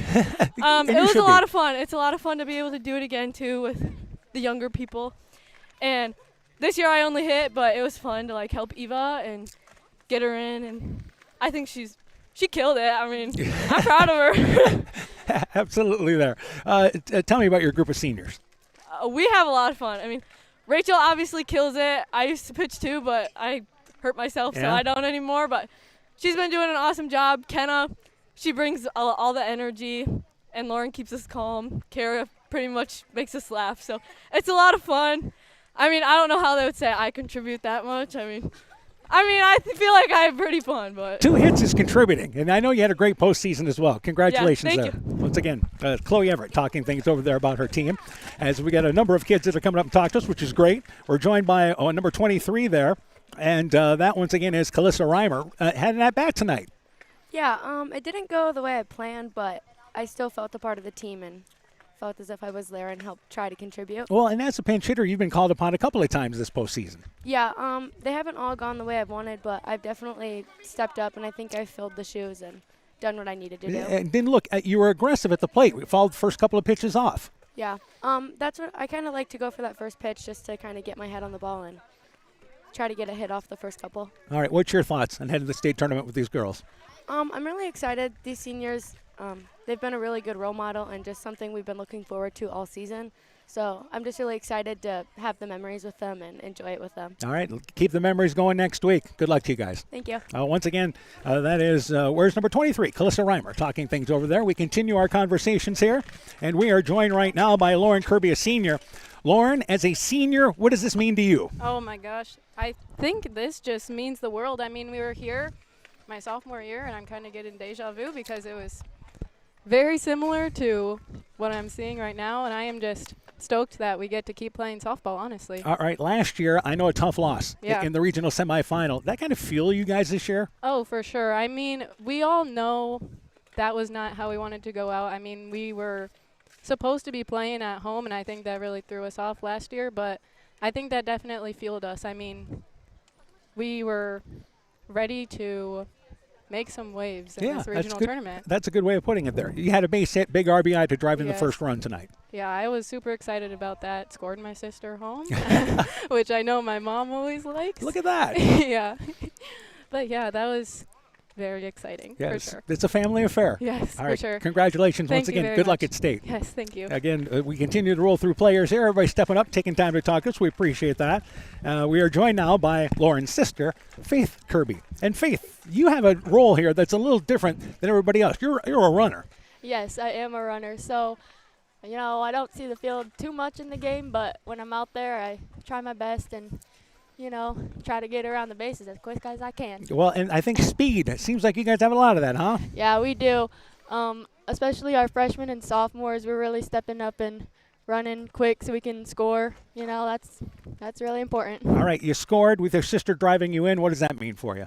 You know, it means a lot. I mean, 2 years ago, I was in 7th grade watching both of my sisters make it to state, so this year, it was really special to me that I could make it to state with my sister, so that was pretty cool. Man, good way to send her off, isn't it? All right, yep, thank you. You bet. Congratulations there, Thank Faith. Faith Kirby there. We continue to try to talk to everybody that we can here. We're joined by Eva Vasky. And Eva, just like we were talking there with Faith, you have a different role in this team there, and it has to do with quickness. I run for Chloe Everett. She's been hitting really good, and then I just run for her. And I also had to step up for her and play third because she had an injury. So, yeah. All right, so obviously you're buying into your role because you've got to be ready to go. Yeah. I'm really nervous because I don't really know much about third, and I've never played third, but it's growing on me. You're young. You got plenty of time. But obviously the speed, they really rely on that. So you, again, stolen base-wise this year, you've had great numbers. Yeah. Running the bases is mostly my main job. And That's absolutely great. So what are your thoughts on going to state? I'm really excited that I got to have this opportunity as a freshman, and these seniors, they're just such great leaders, and I'm so grateful to have them this year. All right. Congratulations. Yes, thank Good you. luck. Thanks for joining us. Thank you. Post-game show continues. We just continue to roll through. We're talking with all the runners here. We're talking with all the girls that are coming in to run is who we're talking to here. So it's great that we get to talk to them all in a row. We're joined here by Jessie Deers. And Jessie, it may have taken us a little bit to figure out how you guys were pinch running this year, but you always go in if Rachel reaches or McKenna reaches first, and then Faith is the second one, and Jenna comes in to run as for Kirby sometimes. Is that right? Yeah, me and Faith, a lot of people mix us up, but Well, kind of built the same. I guess we can understand that. But let's talk a little bit first off here. Let's get your thoughts on heading to the state softball tournament. I think it's so special. We worked our whole season. We had some tough losses in the middle of our season, but we definitely powered through and just kept our heads up. All right. Obviously, a different role as a pinch runner. You've got to be ready to go all the time. Yeah, a lot. Tell me a little bit about what your thoughts are, because a lot of times they're leaning on you to steal. So I just kind of think what I'm going to do next, just keep it in my head because you never know what's really going to happen or who I'm going to go in for. It's usually unpredictable. So. Been a heck of a spring and a heck of a summer for you guys at EDCO, hasn't it? A big one. So what are your thoughts on all of this? It was really special winning state track. I mean, we worked really hard for that, but now it's just even more special going back to state again. Absolutely. Congratulations there and good luck to you. Thank you. Once again, we continue to talk with the EDCO players here. We appreciate them taking time to come on up and talk to us here. We are joined now here as we continue our interviews. We're joined by number 11 for EDCO, and that once again is going to be Addie Smeltzer. Addie, first off here, let's get your thoughts on going to the state softball tournament. You're only a sophomore playing with these older kids. Let's get your thoughts. Yeah, it's really great because when we went 2 years ago, I was only an 8th grader, and I feel like I didn't get to play a huge part in the team. So I thought it was really special that I get to now go and be a part and make a difference in going to state. And as a youngster, they lean on you quite a bit. You bat 6th in the lineup. Yeah. I get pushed around a lot in the lineup, I feel like, especially last year, and I'm really happy with where we're at. I think I got some great girls ahead of me, some great girls below me. I think our lineup is very strong going into this tournament. All right. Now, obviously, playing with the seniors, tell me what that means for you. It's so special. These seniors are so special to me. They are such role models. I look up to Rachel and McKenna so much, and we got some big shoes to fill next year. But this season still goes on. You got next week. What are your thoughts? Yeah, I'm so excited. This is what we've been waiting for this whole season. This is the redemption from last season, and I'm so excited to get in there. All right. Congratulations. Thank you. Headed to Fort Dodge. Let's keep it going. So, again, thanks for joining us. Addie Smeltzer here. We continue our interviews, and we're finally joined by Rachel Eckelceder. I almost thought we should talk to you last, but you can just step up here. First off here, it seemed like every time you needed a big pitch in this ball game tonight, you were able to deliver. 3 times in this ball game, able to get back-to-back Ks with runners on. Buckling down. Let's talk about that. Yeah, I knew that I could do it. Like, I've done it in this situation before 2 years ago when we went down. And I knew that if, like, I made a weak contact ground ball or a fly ball, that my outfield or my infield would be able to make the plays. And I have trust in my infield, and Faith made the play. Lauren sat back on my almost overthrow ball. And Eva was ready for any bunt that was going to be laid down. And, like, we practiced this, and we knew every situation that was going to come. So then I can attack a batter differently when I know that my defense is ready for the ball. Yeah, and basically that throw about the only thing you did wrong tonight. Yeah, so normally I don't panic when I get the ball, but then I threw the ball, and it was hit right back at me, and then the nerves started settling in because it was the 3rd out, and I couldn't get the ball out of my hands fast enough, and I'm just glad that Lauren sat back and got the ball. It seemed like you took a couple of steps before the last hitter or during that to collect yourself a little bit. Are we imagining that? Nope. I walked about halfway out to second base and just kind of collected myself, took it all in, and went back up to the mound. And when I stepped on the mound, I was fully reset and ready to go with the next pitch. All right, North Linn. Yeah. Obviously, this has been a rivalry through the years. Amazing. Yes. Yeah. We split with them regular season, and that's what we did 2 years ago. So it's like we're matched right back up to where we were 2 years ago, and we knew it was going to be a good game. I didn't think I was going to have as many strikeouts as I did because when we played on last time, I only had, I think, 3. Yeah. And so coming in here, knowing that I was blowing it by them and my stuff was on, like, I was just so ready. And that was the second game of a doubleheader. We'll cut you a little slack. Yeah, no kidding. Tell me a little bit about the seniors, this group. Oh, my God, I love this group. Kenna, my catcher, she always brings the energy. If I throw a bad pitch or anything, she's talking to me through the mound. Lauren's just a person that brings, like, she's the stuff that lifts up the ease, and I don't know, like, she's just there, and I love her. And then Kara and I think that's it. It might be. I don't really know, but I just know that my teammates are here, and this is one team that I will never forget just because we've all played so far so together, and I'm just excited. Yeah, did you mention Chloe? Oh, no, Chloe the DH. Yes, I love Chloe. Chloe brings the energy when we need it. She always calls herself a roadblock, and she's like, tonight I'm not being a roadblock, and yeah, so I'm excited. All right, so now you're going back to Fort Dodge as McKenna's making faces at you. You're going back to Fort Dodge. What's your thoughts on that? Well, we've been down there before, and most of the seniors, I think, were on the team, so we know the environment down there. I'm just glad that the sophomores and the freshmen, that's the third baseman, is excited. Like, I'm excited that we get to be down there on the team with them for their first experience so that they know what we had when we went down. And we can show them. And we got a new format this year. Yes, yeah. Which is pretty exciting. I'm glad that we play all the way through now, not double or not single elimination. Yeah. But we'll worry about that after tonight. Yeah. Congratulations on a great season. Thank you. Good luck. Thanks for joining us. Yeah. Rachel Eckelceder talking things over there. Continue talking with the seniors here, and we are joined by McKenna Hofer. First off, McKenna, you had a hand in all 3 runs in this ball game tonight. Look, the first at bat I know didn't go well for you there, but you were really locked in the next 2. Yeah, I just knew I had to put it in play, and with runners on base, that was our only opportunity to score because they're a really good defensive team. So I was like, I have to put it in play, maybe get an RBI or 2, and that's what I did. Yeah, I had the big double in the 5th inning, which ended up giving you the 3-1 lead that drove in 2 runs there, had a double, and Faith Kirby obviously came in to run for you and scored a run. Let's talk a little bit here about catching, though, because you've had to catch Rachel, and you guys are in the same class, so it's. I know you waited your turn to take in as catcher there, but tell me about that combination. She's a really, really, really good pitcher, and it might look easy to catch her because she looks like she's consistent, and she is, but her ball spins a lot, so you really have to be ready for anything, and yeah, she's a really good pitcher. Did it seem like there was a little more thought tonight? It took a little more time to get pitches in called or not? A little bit, yeah. The umps are actually really good, but we just had to focus on what we were doing, and it would go our way. Was there any particular way you guys were looking to work things tonight?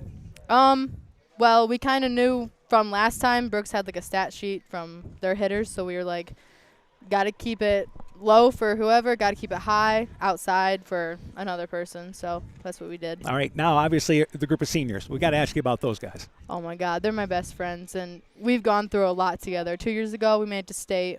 A lot of us aren't playing the same positions as we did back then.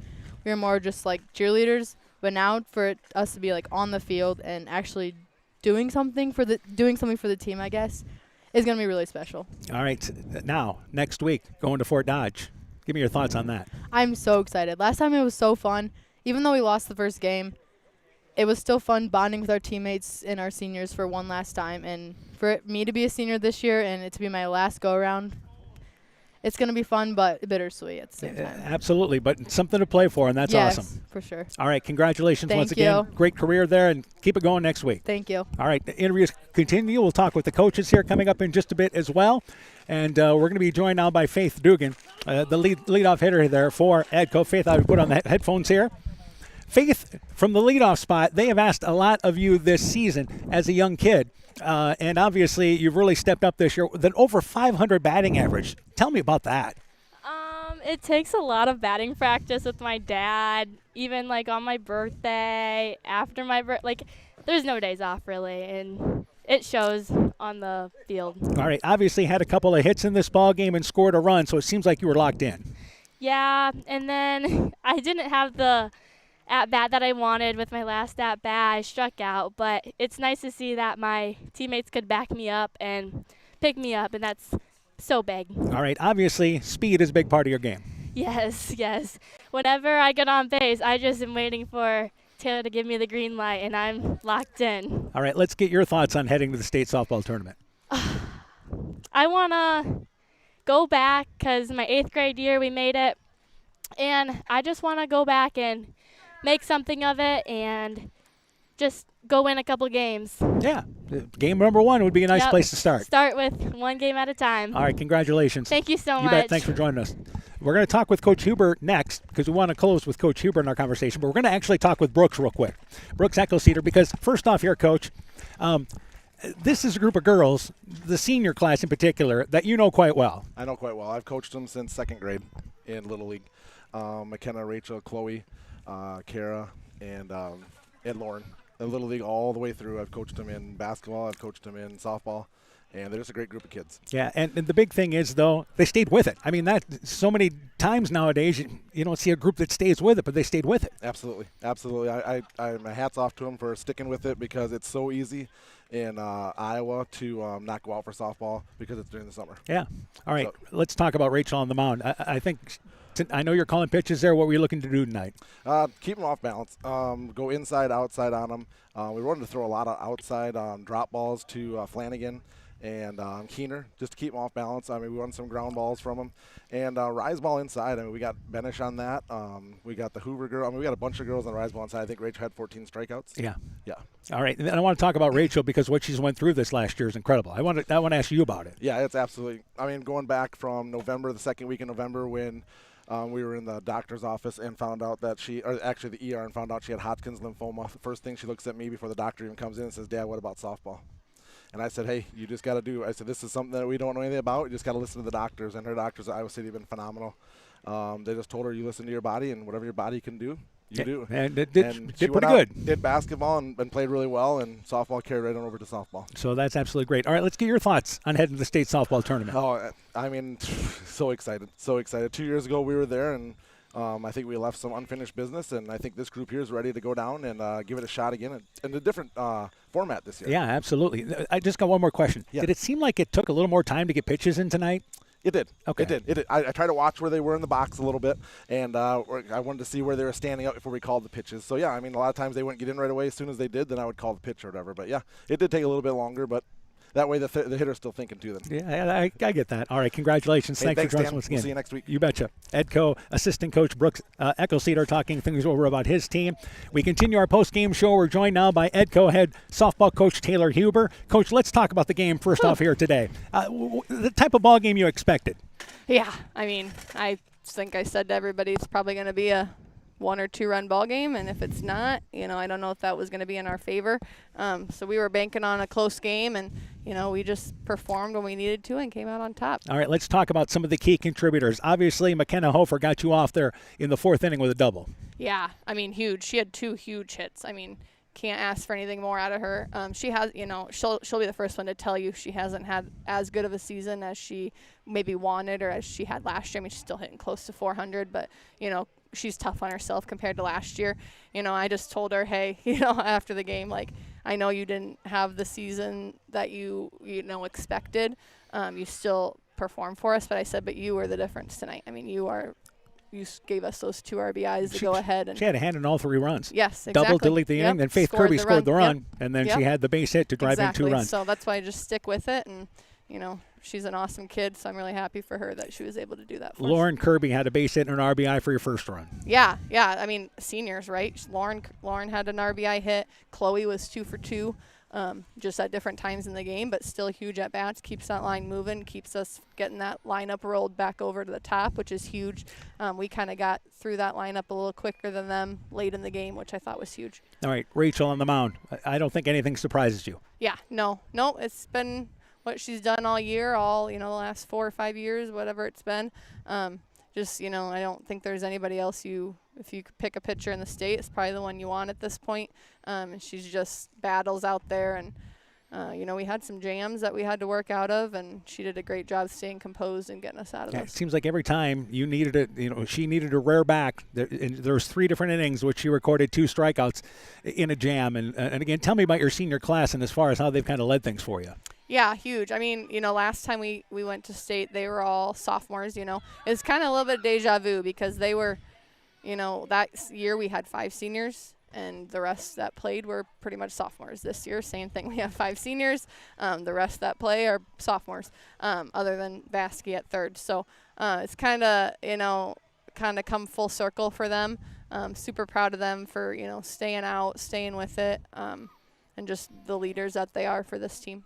And Edco North Linn has been a great rivalry, and it's, I think, respect on both sides, that type of rivalry. Oh, for sure, yeah. I mean, Chad would be the first one to tell you, too, that it's really unfortunate that we were put in the same bracket.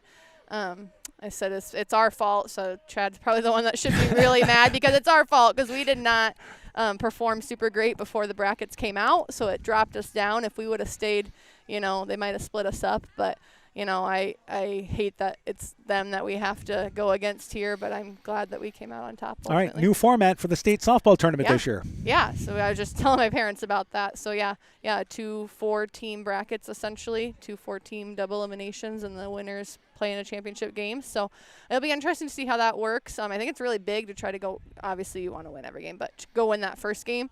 Because if you lose, then you got to play twice in a day, which is going to be tough with pitching and things like that. So, I think we probably have a little bit of an advantage there because Rachel has pitched 2 games. Most of the year. A lot of the year. And we should have a break between games. She's pitched back-to-back doubleheaders, 3 or 4 times this year. Yeah. So I do think we have that going for us a little bit. And the fact that it'll be different teams. Right. Like, when she's had to pitch twice against North Linn, well, it's back-to-back against North Linn. Right. So by the second game, they're starting to get on Just her. easier to stay in the winner's side, isn't it? Yeah, yes, that would be great. Just stay on the winner's side, play 1 game a day, and call it good. Yeah. All right, obviously a great season there. Thanks for joining us, Rob. We'll talk to you before the state tournament game next week. Good luck. For sure. Thank you. You betcha. Edco softball coach Taylor Huber talking things over there about her Viking team. They are headed back to the state softball tournament. I know that there's some other scores they're looking for tonight across the area, but this is the only game we were following tonight. As I know Beckman is a team from Northeast Iowa trying to go to state as well. We did not get a chance to – well, we do. Here we go. I think Kara Knipper might be the only one. We need to talk to Jenna here. I'm glad you came up here. Jenna, first off here. Well, I know a tough throw at third base tonight there, but that's a ball you've been going on all year, isn't it? Yeah, I have been going on that all year. It was really tough because I thought she didn't have a hold on the ball, and then when she threw it to third, I was like, oh, no, I'm going to get out. But obviously, you've been leaned on quite a bit to run this year, especially in the postseason here. Yeah, I've been a lot of, pinch running. When the run is, very important, I get put in for, Lauren or Kara. So it's really important that I don't get out because that's the only chance I get. Yeah, well, that's all right, though. Obviously, they have confidence in you, though. So tell me a little bit about, obviously, the spring that you guys had, state track, and then the summer. It's been a heck of a year for you for your freshman year, right? Yeah, I've just been doing a lot. I think state's really fun to do, and I'm so excited to go back. Now I got to clear my schedule. Clear your schedule? You had stuff booked? Yeah, I have 4-H and all these other things, so now I have to figure out a way around it. It's a nice problem to have, though, isn't it? Yeah, it's a nice problem. I'm so excited to go to state softball first time. Tell me about these girls real quick. These girls are really fun. They're energetic, and they just bring the hype and the vibe.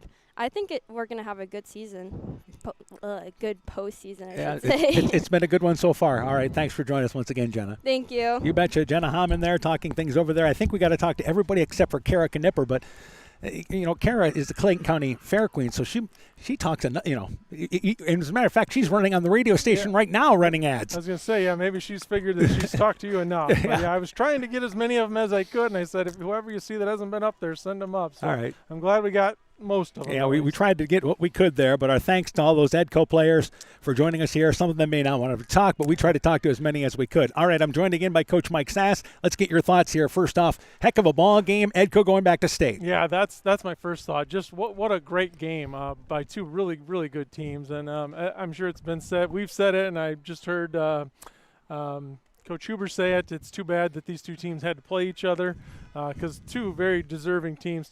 Both of them are state quality teams, but unfortunately North Linn wasn't their year, but they've got some things coming, and great job by the EDCO girls to gut it out and get that win. All right, so our next broadcast, probably Monday. Yep. We'll see what the pairings set up, but we'll bring you EDCO State Tournament softball here on KCTN FM 100. Congratulations to the EDCO Lady Vikings, improving to 27-10. North Linn closes the season 30-11, but again, North Linn, the future is certainly bright. This was just kind of a flip-flop of what this matchup was 2 years ago. Yep. So EDCO, for the second time in 3 years, heading to the state softball tournament. We'll see you in Fort Dodge next week, right? Yeah, I get to come this year. That's right. No family vacation.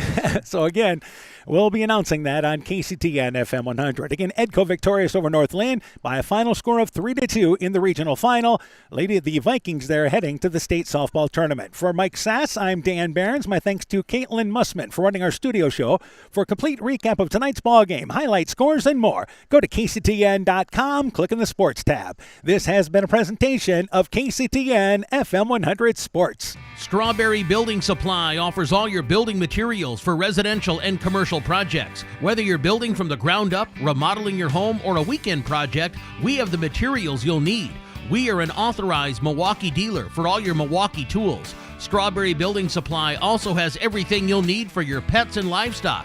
Stop into Strawberry Building Supply today at 413 West Mission Street, Strawberry Point, or call 563-933-4579.